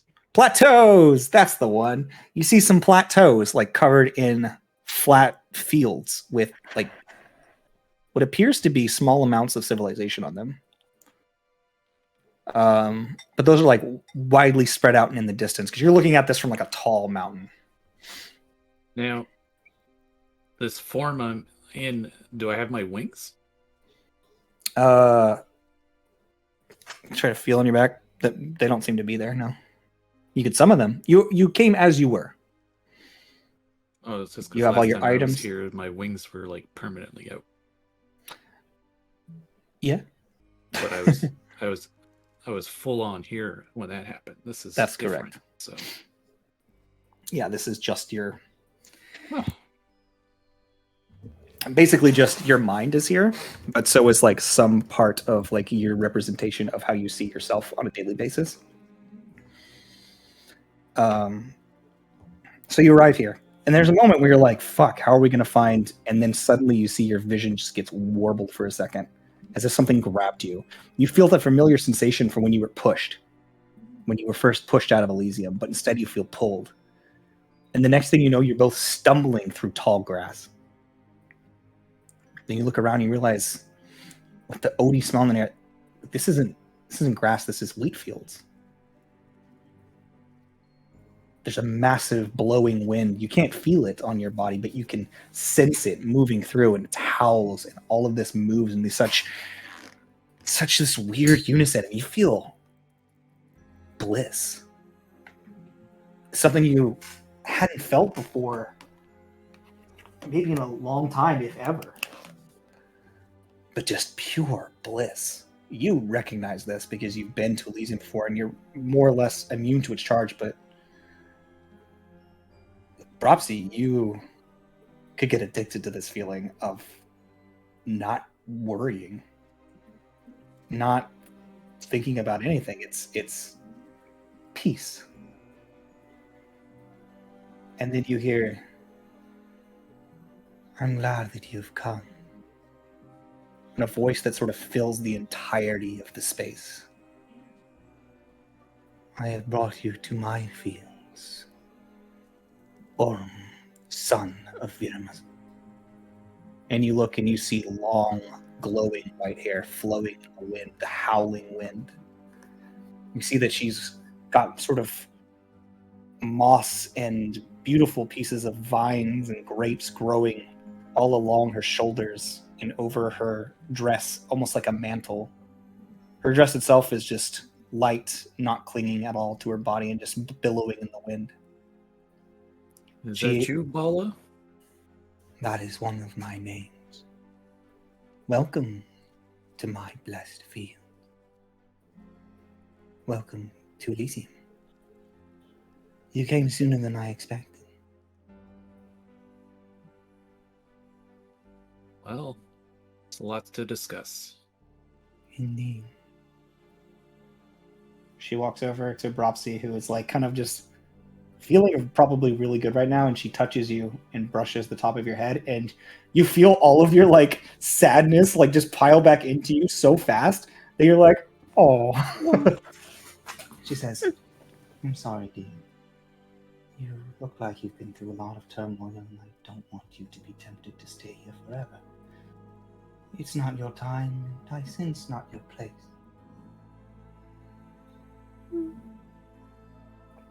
Come with me, dear. And she begins walking, but she doesn't like bob when she walks. She just moves through the field. She floats through. It's She's a her floater. domain. It's her domain. And as she moves through it, you can see that flowers bloom, crops grow. Ooh. I like You know. her. It's really gonna throw off the harvest time. She controls it. She takes her job very seriously. She is These ones are very. all ready to harvest now, but those ones aren't. She's like, she looks at them and she goes, pulls out a massive scythe and just. Not a problem. But Zimbabwe is going to have a bad harvest. No. No. So she starts bringing you through the fields, and you can see that there's people like just working in the fields, like dipping in and out. They grow all kinds of things. There's like gardens filled with all kinds of fruits and vegetables and trees and orchards. And she begins moving across these plateaus, which are expansive and beautiful in this howling wind and this gorgeous sun that's neither too hot nor too cold. It's a great, beautiful place. Perfect That's 80-degree day. Something like that. And as she begins walking, she continues walking through, she says, So, what have you come here for, son of Enemies? What answers do you seek? I guess the most important thing is how is my father? Straight to the point, then. There's a reason I brought you here. It is to inform you of the fate your father seems to have chosen. It was to my greatest chagrin that I found him within my fields, as his son was. But his son deserved my fields, deserved the bliss. In my opinion, your father does not. But I will honor him here, and I will allow him here, should you find that to your liking. Continues walking. She says, Do you see that man over there? And you see some normal looking dude, sweat on his brow, working a field. He doesn't look like your father, does he? Not what I remember. The fields of Elysium are a place of respite for those who travel, a welcoming place of joy, a place where you can forget your regrets and your troubles. It is a final resting place for many, where they can still toil and work hard and find their peace. Your father doesn't remember. He doesn't remember what he's done to you, and he cannot pay for what he has created. He has found absolute bliss after making you a monster. And she looks at you, and you can see her eyes are like burning with this sort of like intense green color. I held nothing against you, child. When he came and he plucked you from my fields, I felt a rage I have not felt in ages. Not since some divided wars millennia ago, to cross many, many universes, have I felt such rage as taking one of mine from me. But I hold nothing against you. Tell me, how do you feel knowing your father is here?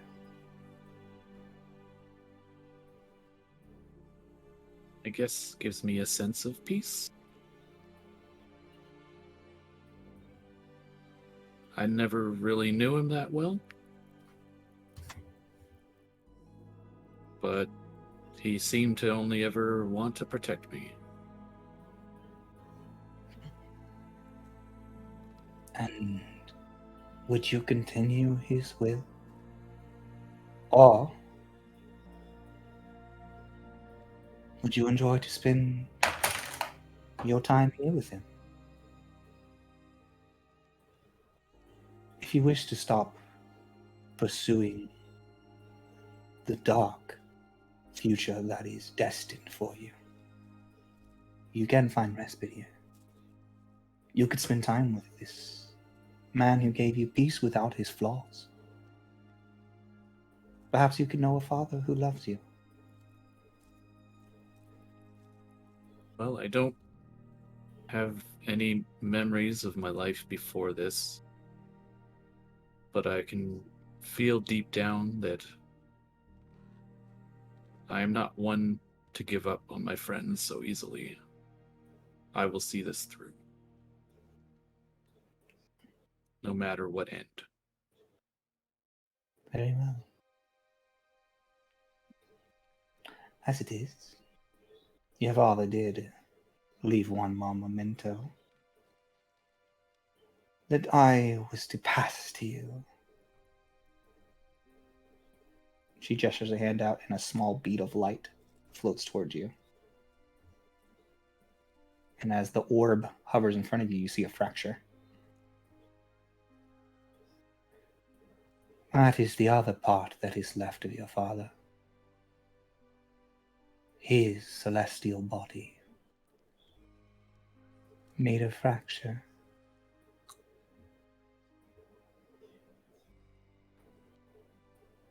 Would you accept this gift that he has left you? A gift you have every right to refuse. Melding and becoming one with the flesh of your father. It's a strange request. But you are a cursed amalgamation as it is. Perhaps this will bring you some solace, knowing you are one step closer to divine than to chaos. If accepting this would keep the darkness at bay a little more, I wholeheartedly accept it. Good. Well, I have no further business with you then. You may leave my fields when you see fit, or you may relax here. I could remove my influence, and you can enjoy peace for some time. You may spend some time, you may talk to your father, you may tend the fields, but remember, it will not know you. Not unless I allow him. I think I would rather just head back to my home and check in on Gladia I can assist if you she's with that. there. Well, if that is what you wish. I think that would be best. I do not want to disturb his peace. Very well. I shall send you to the gleaming chateau of Edenfair. Goodbye, Auren, son of Virimis, Lord of Light. Goodbye, Paula, and thank you. In this place, call me Shanti. She waves a hand, and the next thing you know, you are looking out over the expanse in a lavish balcony. A bed behind you as you stand in the bedchambers of your father, now in your own bedchambers. The gleaming chateau of Edenfaro, your home in Elysium. How do you spell her name?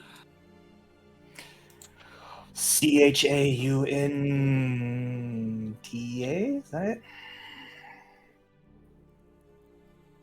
Something like that?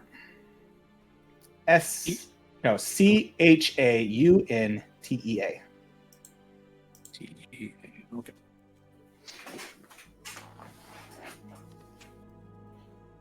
All right. Okay. So, Propsy, you and Auren just arrived. You just talked to a goddess who walked through the fields and made the flowers grow without even thinking about it. Who seems to have some form of heaven that is her domain. I like her. Apparently, I used to reside in those fields. I didn't know that. I mean, you were a celestial who passed away at one point. Long time ago. Makes sense. As you were Then I'll sitting just here- sort of yell out, Gladia! Let's say, as you're sitting there talking, the door behind you opens, and you see a woman come in, standing there. She has sort of wings on her back that are like politely tucked in sort of like a maid uniform. She says, "Welcome back, Master Auren. I believe you have been made aware of the fate of your father." I have, yes. Bala would not miss you entering her domain. Very well. Yeah, I You just said- talked to her, actually. Is there any way that I can assist you? I mostly just wanted to check in on you. How are you doing? Well, it was a bitter fight. Your father's spirit was brought to speak and give his opinions. Something of a trial among the other Celestias. And it did not go well in our favor. But they allowed him a heaven of his choosing. They stripped him of his divine spark. However, what was left, I took to Selindor. And, well, she gestures towards the hovering ball of light in your hand. Everything he did for you. And I don't think he has any regrets. But you should know that his revenge is not something you must do. You can always choose to stop and rest. And doom everyone I have known over this short existence to suffer under the destructive influence of Northought. You're very like your father. Well, Weight of I the have- world at all times. I have seen too much to stop now. He said something very same. Very similar. Well, it is nice to meet you. My name is Gladia. Servant within the gleaming halls. This is my friend Propsy, who has been like a mother to me. She walks over to you, Bropsy. She gets Mhm. down on one knee. Oh, She politely offers a hand out to you. Like this. I said, I'm coming. Like, how? She just like offers a hand like this. Uh-huh. And she takes your hand and puts it in hers. Puts her other hand on top. And then she says, Uh-huh. from the bottom of my heart, thank you. And I'm so sorry. What are you thanking me for? You don't remember?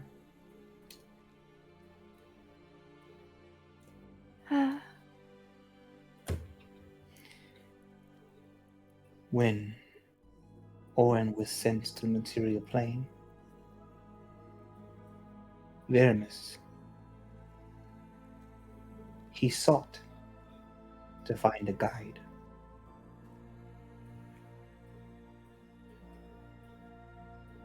He met with several of the planar beings.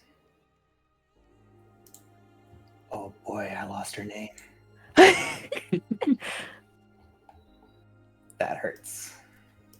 I stepped away to wash my hands at the worst possible time. Apparently, I'm just sitting here with soapy hands. Like, what's going on? Hold up. Let me go to this. You can go finish Okay, washing. but I got my hands. keycaps. Oh, that's right. And he met with Saranita.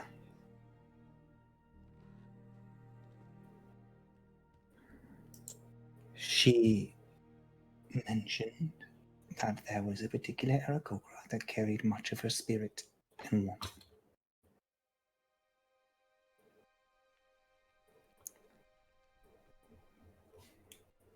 You were chosen, and you were sent to the material plane to guide him.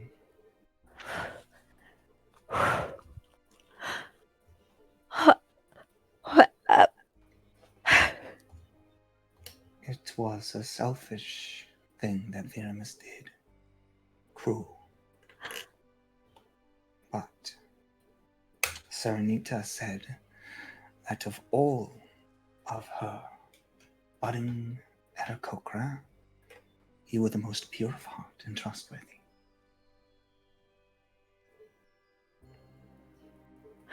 Rapsy had taken her hand away and is now kind of pacing.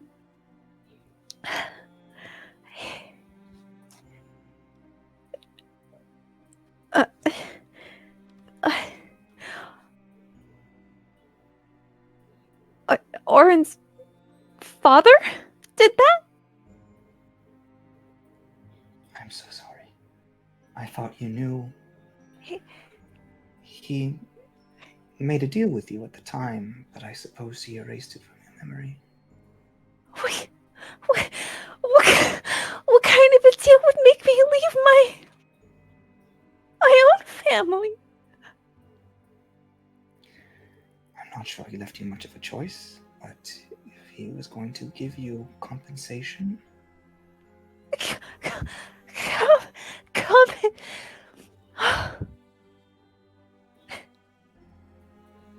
I was not privy to the details of your arrangement. And though you were not happy about it, you seemed, when you left, resolved. You can't compensate someone for their child.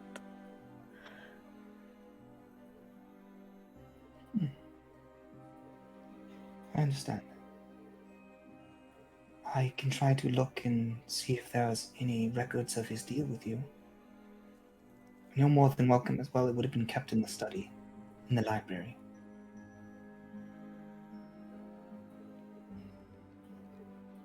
I'm so sorry. I do know what you gave up. Whether it was your choice or not. Rhapsody just shakes her head. And she just walks away. Doesn't care. She knows where she's going. She just walks away. Does she walk into the chateau, or does she just like... I don't know. She just walks away. She goes, well, I was never very good at talking to mortals. Yeah, that was kind of a big bomb you just dropped on her. I'm sorry. I assumed her memory would be intact. I didn't even know about this deal. There are many things your father wanted to keep you in the dark, but there's not much point now.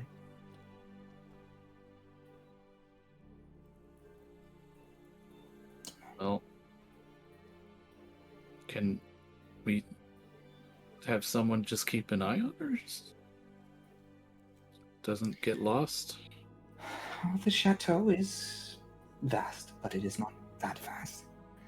There's no place to be lost inside, nor are there any dangerous traps. This is Elysium. Assuming that she doesn't throw herself from a cliff, there's not much place she could be lost in. She could fly away.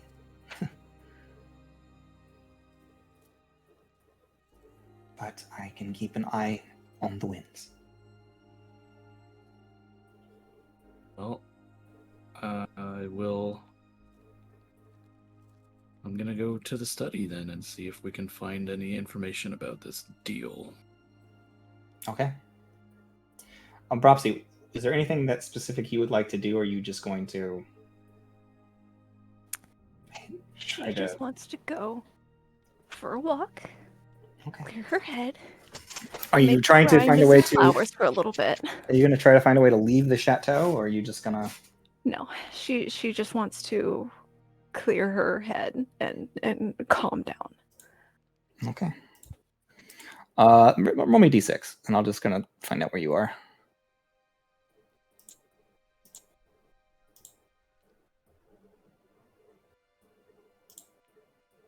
That's a tree. Very fitting. I cry to a tree.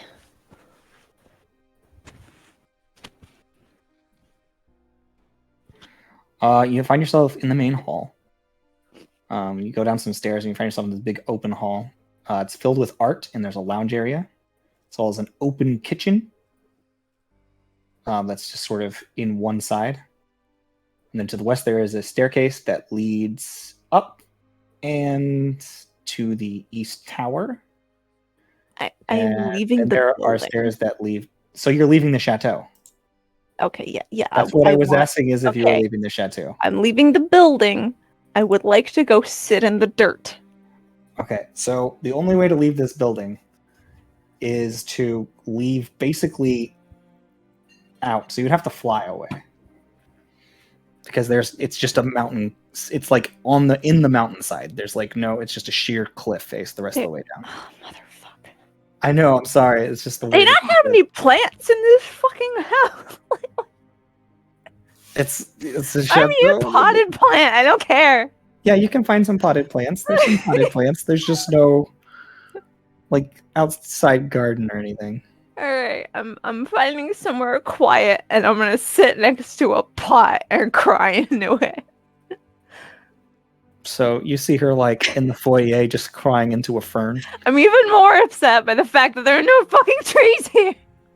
There are beautiful trees in Elysium, just not in the chateau. That's why I'm upset. I'm upset that I can't find a fucking tree. You can turn it. You can still polymorph. I am out here and physically fly down. agitated. You can still fly down. You can still. That's fine.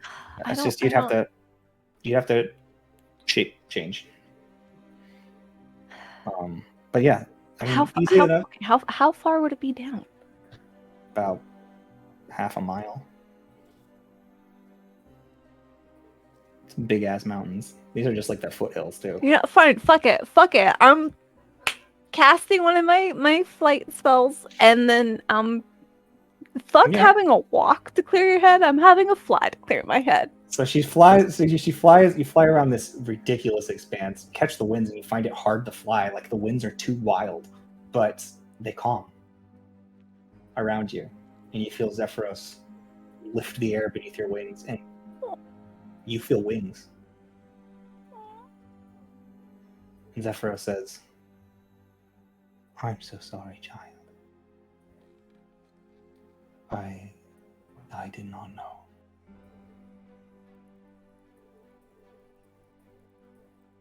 You have suffered much more loss than I thought. I can feel your heart tear.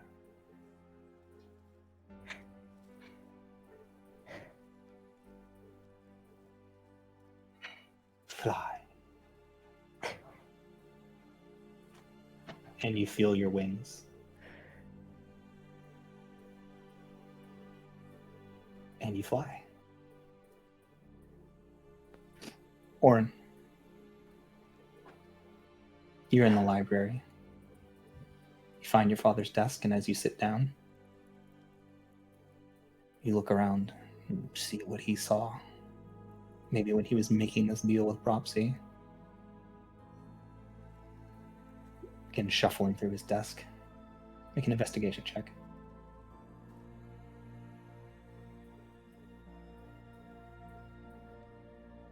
19. Okay. With a 19, you do find a small, scrawled up note of paper in one of the side desk drawers. It is in shorthand. And you see that it mentions, I keep forgetting her name, Sirenita, trusted friend. Like below it says trusted friend, good bird. And it says family sent. And then there's some shorthand that you can't quite make out. Make me a intelligence check with I guess make me a history check. That'd be the best way to do it. Okay. 15. 15? With a 15, it just says AS. Sent to AS. And thinking, where could AS be? Like initials AS or? No, it just says just like sent to AS. Again, it's all in shorthand. Mm. So you don't quite know what that means, but they were sent somewhere.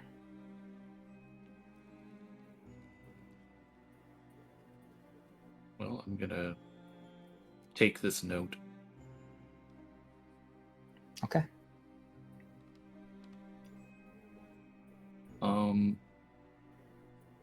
Gladia?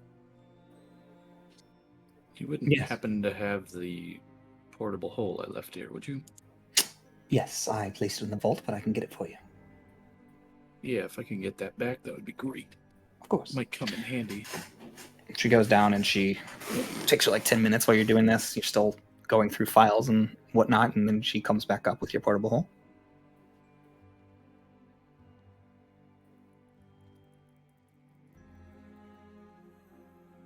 Well,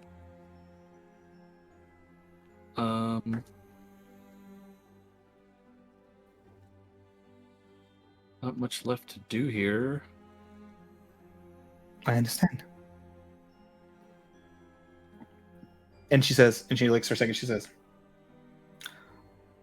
your friend can fly. Ah, she's taken off.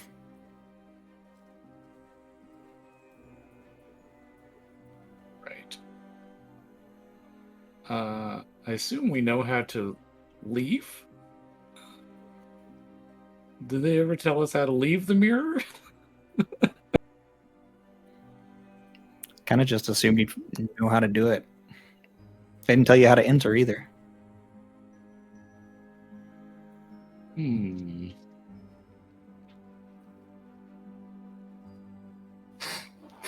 Well, that's interesting.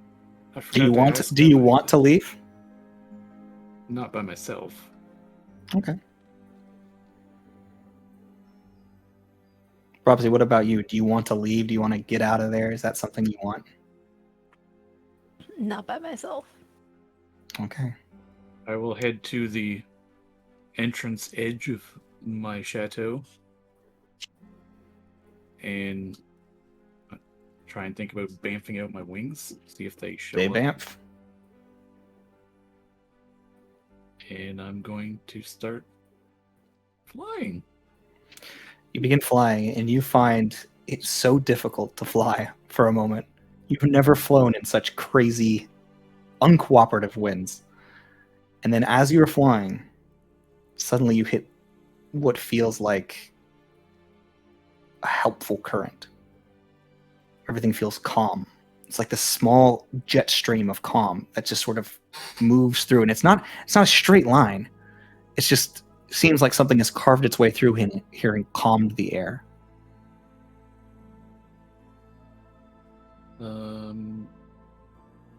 I assume all our items and stuff work here, right?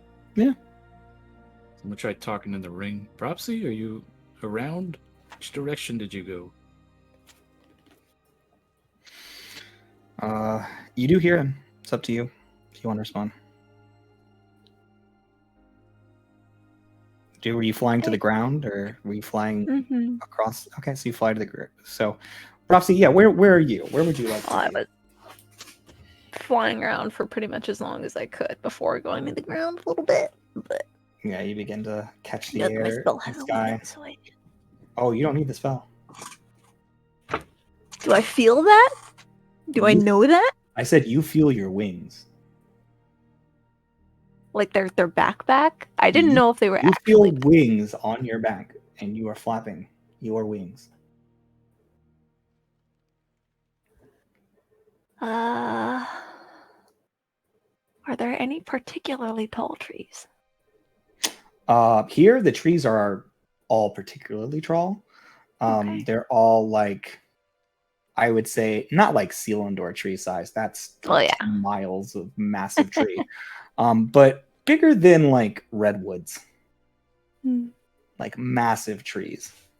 And they're all twisted and gnarled. They're not like straight shots. They're structurally not sound, but they still hold themselves up. Well, I would have flown for a solid 10 minutes at least, and then found a suitable tall tree and found myself a perch on it. Okay, so she perches. Random tree, doesn't matter. At as 10 long as minutes it of was flight nice. time, she is not within the range of your ring, so she does not hear you. Doesn't mean I was flying straight. No, you could have Okay. flown in any 10 minutes, like it's 900 feet or something is the range of this thing. You fly way faster than that. I don't know how fast I fly. I think it's like 60 feet in 6 seconds. So times 10 is 600 feet. So in 1 minute, you're flying at least 600 feet. Okay. I'm sorry, I did that way wrong. I'm sorry. No. That's 3,600 feet is how much you could fly in a minute. Is that right? I can't I be don't right. know. No, 6 seconds. No, it is right. 600 feet is correct. Is how much you can fly Yeah. in a minute. So in 10 minutes, you could fly 6,000 feet, which is more than a mile. Okay. So about 3,000 feet would be how far away she is, because she had to spend about half of that flying down to the thing. How well do I know Bropsy? But I know she would look for some trees. Well, now that you've heard literally everything that's happened, I'll tell you what. Roll.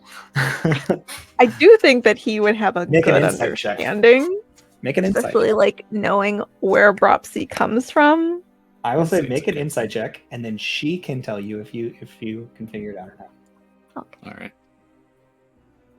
All right. 14.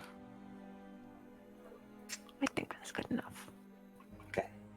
There's a while. He would know a tree. He wouldn't know which tree.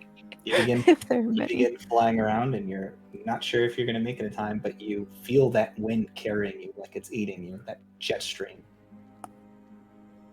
And you know that this jet stream was definitely Bropsy's. I'm Like, just gonna you let don't know it. how you know, but you know, oh. And you see the tree, and you just know, and you fly straight there. As I get closer, I'll talk in the ring. Bropsy, are you there? How long has it been at this point? He's probably about 5 minutes behind you. I'm not in range yet. No, she hears you. Oh, okay. I'm just trying to think, like, how long I've had, like, what Since mental you, state I since would you be in. left him, wandered around a little bit, and then left decided to finally just leave the chateau. And while he was doing his thing, I think it's been about 20 Well, minutes. 10 minutes of flying and 5 minutes of landing. 5 minutes. So- I mean, I don't feel like you just jumped straight out the chateau though and took off. I want to say there was a little bit of time where you were looking for your way down and couldn't find it. Okay. But So I don't let's- think you understand. My looking around the chateau was my upset phase. No, I'm aware of that. I'm saying my I'm giving you flying about out 10 minutes that you spent. was my sobbing, crying phase. Yeah. At least 20 minutes, Still probably more, because I took distraught. time to look through the study and everything. And Yeah. So maybe Talk about to the 30. lady a It's bit. been, then let's say it's been about 30 minutes. It's fine. Okay. It's fine. So what does Velan say again? I just said, Bropsy, are you there? I'm here. I'm in a tree. I don't. I think I know which tree you're in. I'm on my way.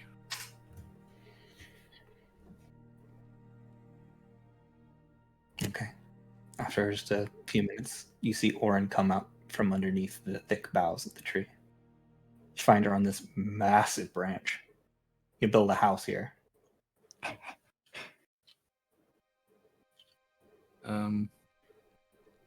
Well, that was a lot, huh?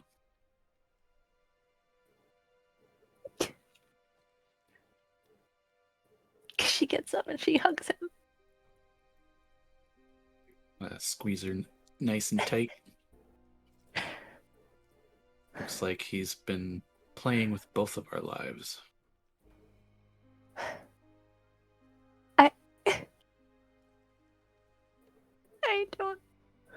I don't understand. Well, I did find this note that sort of mentions the deal a little bit.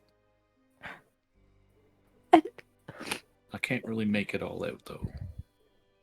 But it did mention something about your family being sent somewhere.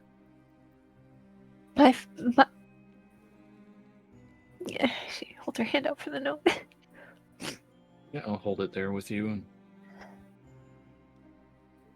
Does it mean anything to me?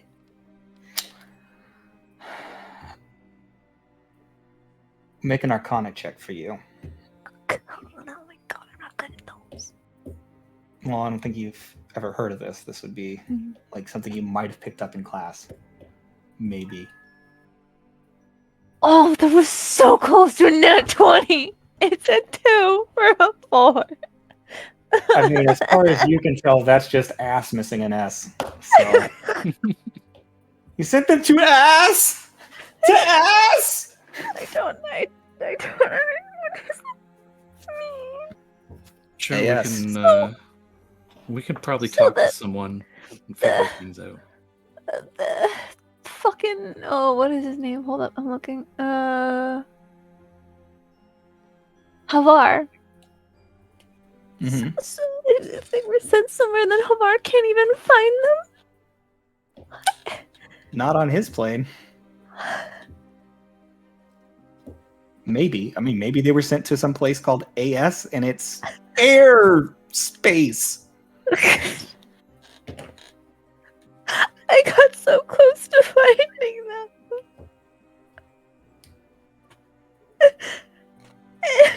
And now they're even farther. Well, you know I will help you find them.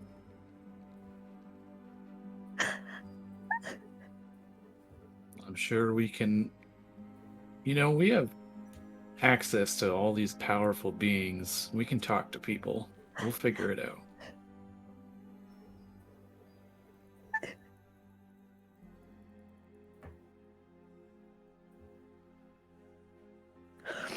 And then he just squeezes her. So we can stay here a while.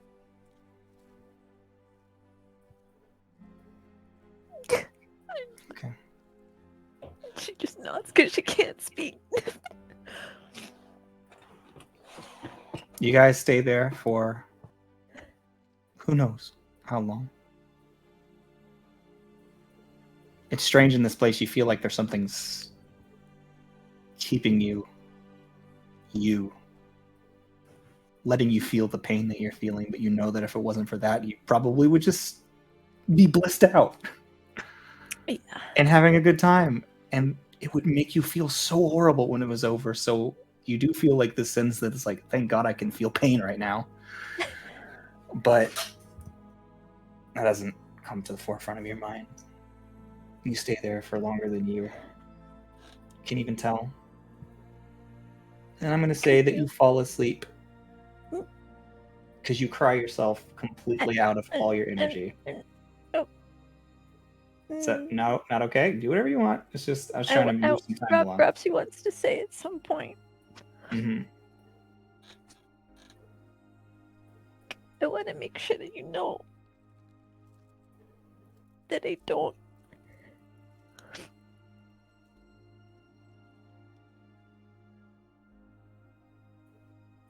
I'm still so glad that I got to spend time with you and get to know you, and we are family.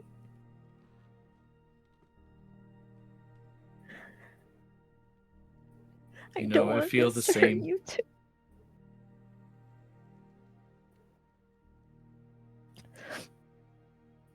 We Right are back to family. squeezing. And I'll say that you... Oh, so good. We will find your family, and we'll do it together. Now we can fall asleep. Now you guys can fall asleep after you cry yourself to sleep. So that will be where you spend your sixth night, is sleeping as an astral projection in a tree in a lair of Elysium. Yep.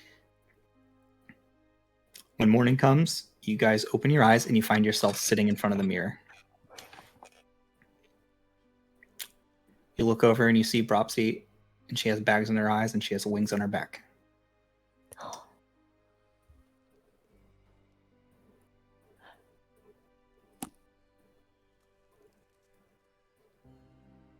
Wow, you look a little different.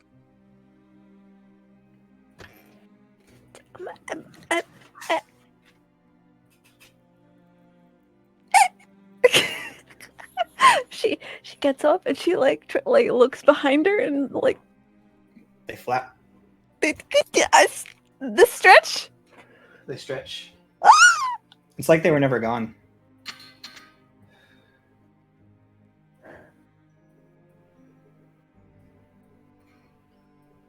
I hug her in again.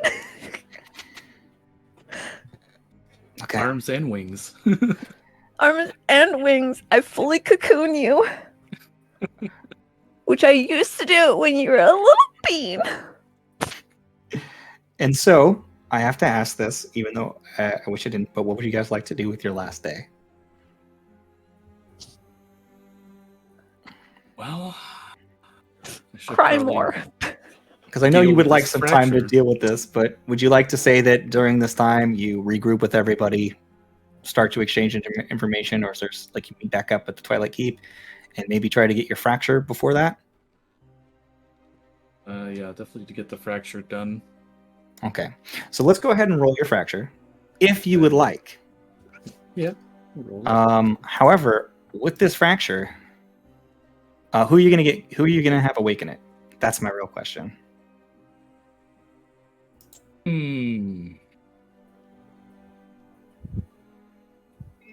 I'll probably call it Drizma. Idrisma? Yeah. Second time today, bothered by one of your kind. Well, you said if we got another fracture, you would help us with it. I did. And I have received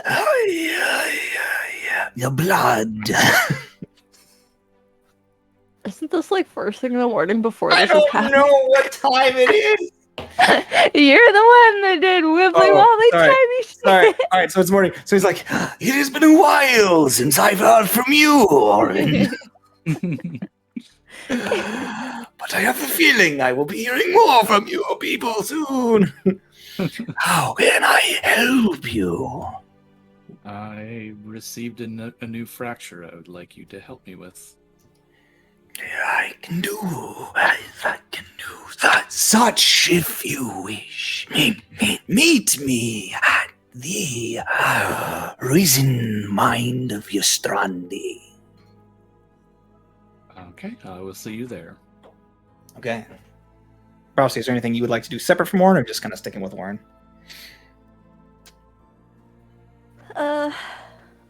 I mean, you don't have to go anywhere, because you could just go lay down in his room and he can go get this thing done. It's like still at Selindor Academy, so. Auren is Bropsy's comfort companion. Okay. She don't like being alone. She's Safety very blanket. stressed out right now. She wants Gotcha. to stay with her family. If I'm allowed to take Azurus and we all go on a field trip together, that's what Bropsy would like to do. Okay. So you can all go on a field trip together. And as you get to the door, Cinder's like... It's like... Oh God, what does Cinder sound like? Give me Cinder's accent. He's like a Russian accent, basically. Says, welcome. It has been a while since I've seen you all. I assume you are the Auren person who we were all looking for. It's good to see that you are well. Yeah, that's me. Cinder, I assume, right? Yes, Cinder. The hive mind is aware of your comings. Yep. You see he kind of like buzzes out for a second. He says, Well, come inside. Come. Sorry. That's gotta be weird. To be honest with you, it's super weird. It is not my favorite thing, I will be honest with you. But the privileges and the access to the Nexus, I got to say, it's a fair trade. Hey, Oh, come. So he takes you in, and he leads you up to a room that very much like his is made out of like this dark purple wood, and then there's like little zirk wood desk and lots of stuff strewn about, and you see Yudrisma, just like this undead illithid, just like starts floating toward you. He goes, Yes, good. That is a shiny fracture. Come, sit. He takes a second, set up the ritual, and then he says, and he gestures for you to swallow the fracture. Yeah, we'll do that. And you feel like heat burning through you. And you can see it as he swallows it, like this light inside of him, Bropsy. He says, feel your inner realm. Your key to yourself. You close your eyes, and darkness fills all of your surroundings. You find yourself hovering there, this familiar sensation. This black, writhing tower. It's lapping and looking at this pure version of yourself, pure light sitting there. You can see protecting it is this gear-like cage from these lapping tentacles that are reaching out, trying to grip it. And there's this little mote of light slowly falling like a star from the sky. It guides towards you like it is one in your own. You must decide. The power will dwell inside you, but you can guide it. It is exalted by a being who has touched the vine.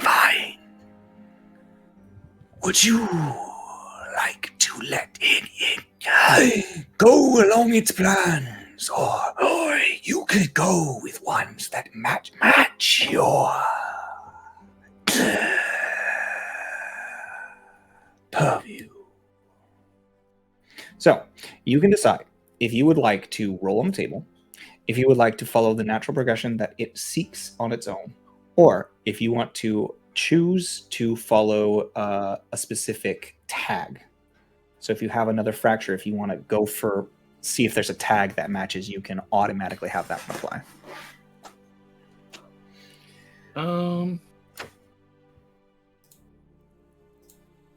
I think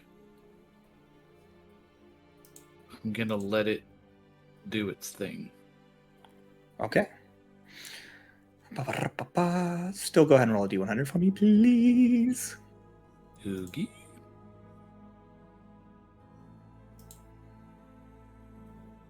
A whopping 18.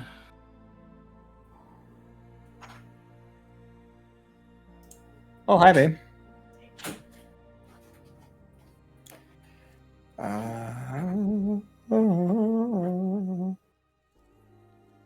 Ooh. That one will make sense. Okay. So you feel light, almost blinding light hit as this thing collides into your body. You feel a shockwave blast through you. And as your eyes begin to peer at this thing, as if you're almost blinded.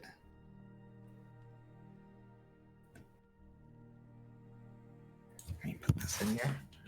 You absorb your fracture.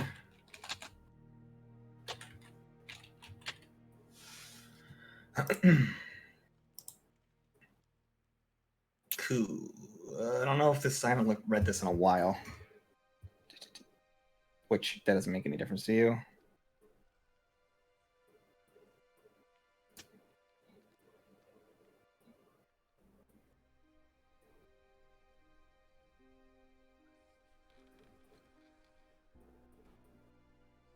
Well, this one's not very useful for you at its base level, but the other stuff is pretty cool. Okay, cool. Here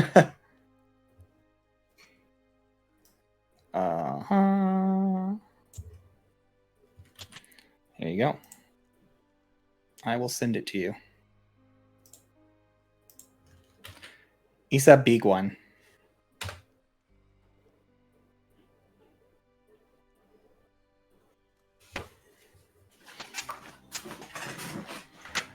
Boy.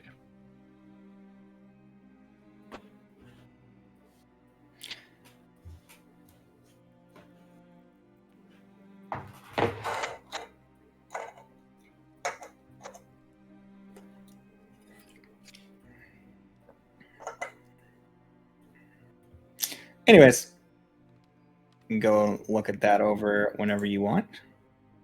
But as he pulls away from you, he says, Oh, the light burns within you. Oh, you. What a way to start the day. With the dawn of a new burning sun. Well, my fee. It's hand out towards you. How much was it? I don't remember. It was like 200 gold. I'll give him 20 platinum. Sweet. Much obliged. Well, Thank you for your assistance. enjoy the rest of your day. I expect no more disturbances. Won't get any more from me, at least. I will hold you to that. Technically, I think I do call you later because we're doing some weird timey-wimey stuff. Don't worry about it. I don't know. It was pretty fast. Do you compensate me? I'm gonna be honest, I had a really rough night. I don't remember if we talked about it, but yes, the compensation is part of the plan. Good. Then it's a pleasure to eventually do business with you. Okay.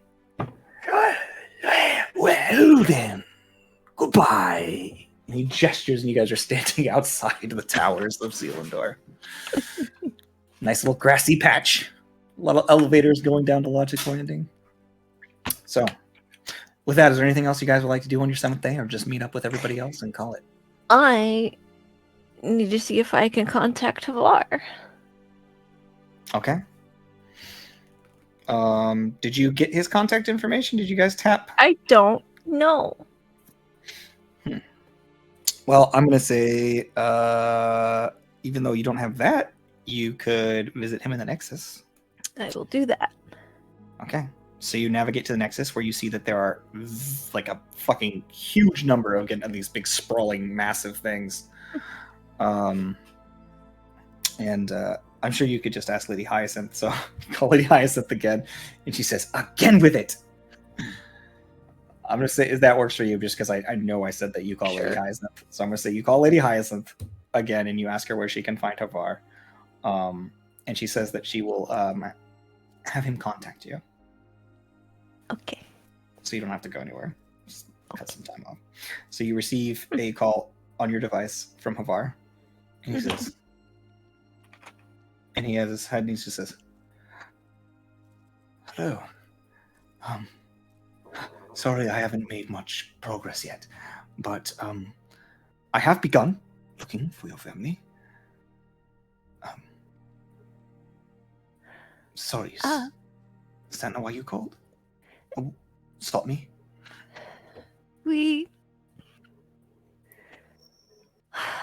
Long story short, I have acquired some, I don't even know if I can call it information. There was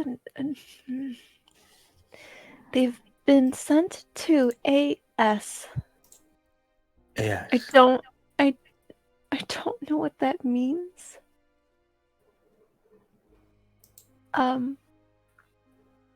What I forget Auren's father's name. What was his name? Veramas? Veramas? Apparently, Veramas moved them since I left, or around that same time. I don't know what AS means. I don't know if you would, but I'm assuming that if He you says, were to go to "Do you have it here? Can I see this note?" Auren. Yeah. I'll hand it to you. You go to look, and it's not in your pocket. Neither is your portable hole. What the fracture was. The fracture was. What? Things don't travel with you when you grab them in an astral form. That's why they lost their apples they tried to keep. The last time they came to left Selindor that was in a there. tree. Yep, there's a portable hole and a note sitting in a tree. But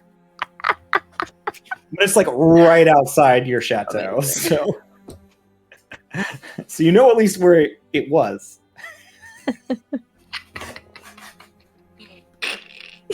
Cackling yourself. He's just been trying to get back his portable hole for like a year and a half in real life. So One day, man. But you can try to redraw it for him. I got a pretty good intelligence, so I can see if I can remake what I saw.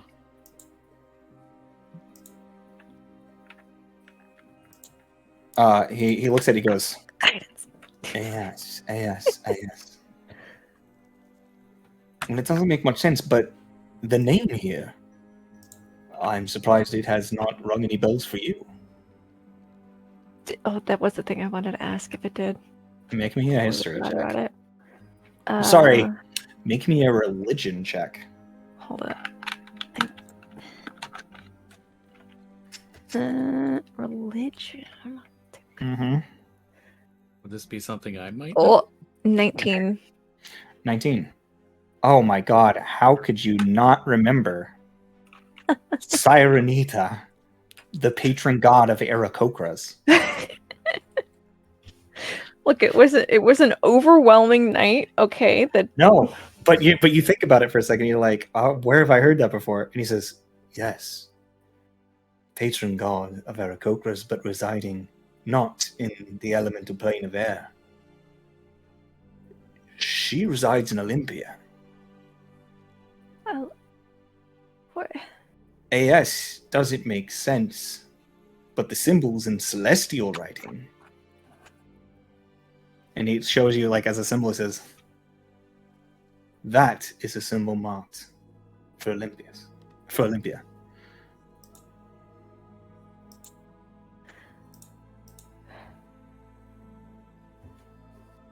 So your family's in Olympia? Technically, they call it Oboria, Avanda, or Olympia. Is that someplace that we can get to? And Yes, of course. It's a plane that you could step into. It's that one there, actually. And he points up, oh, and you see that one of the twists of the inside of the trunk of this tree is this beautiful verdant forest with these gorgeous hills and a mountain in the distance, like way up high above. That is Olympia, also called Olympus, Avanda, Arborea. Massive trees, and the dwelling place of certain gods. And I believe home to the original pantheon of elven gods.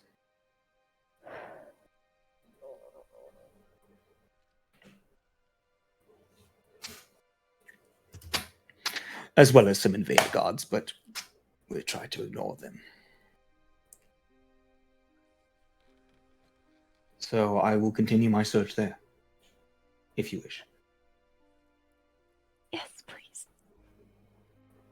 I will get back to you. Do not worry, I will find them. Get a seal contact. I was genuinely debating if Propsy was gonna hug him. Oh, yes. Touch Hold Yeah. on. You can't, though. It says, oh, yes, my contact information is 3675. Hold the phone. I'm flipping Acorn. a coin if Propsy's gonna try to hug this bitch. She's very emotional. You're communicating with him via. Oh, I thought he was there. He Oh, said he will contact you. He's contacting you via your Ugh. device. man, that would have been so funny if it happened. Yeah. Just like try to hug his forearm, and you just drop your seal, and it just.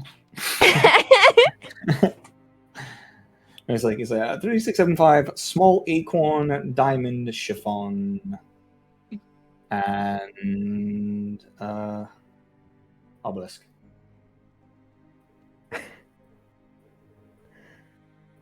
Cool, we have Havar's contact info now. Yeah. Don't worry, I will find them. And you can contact me anytime you wish. Thank you. Well then.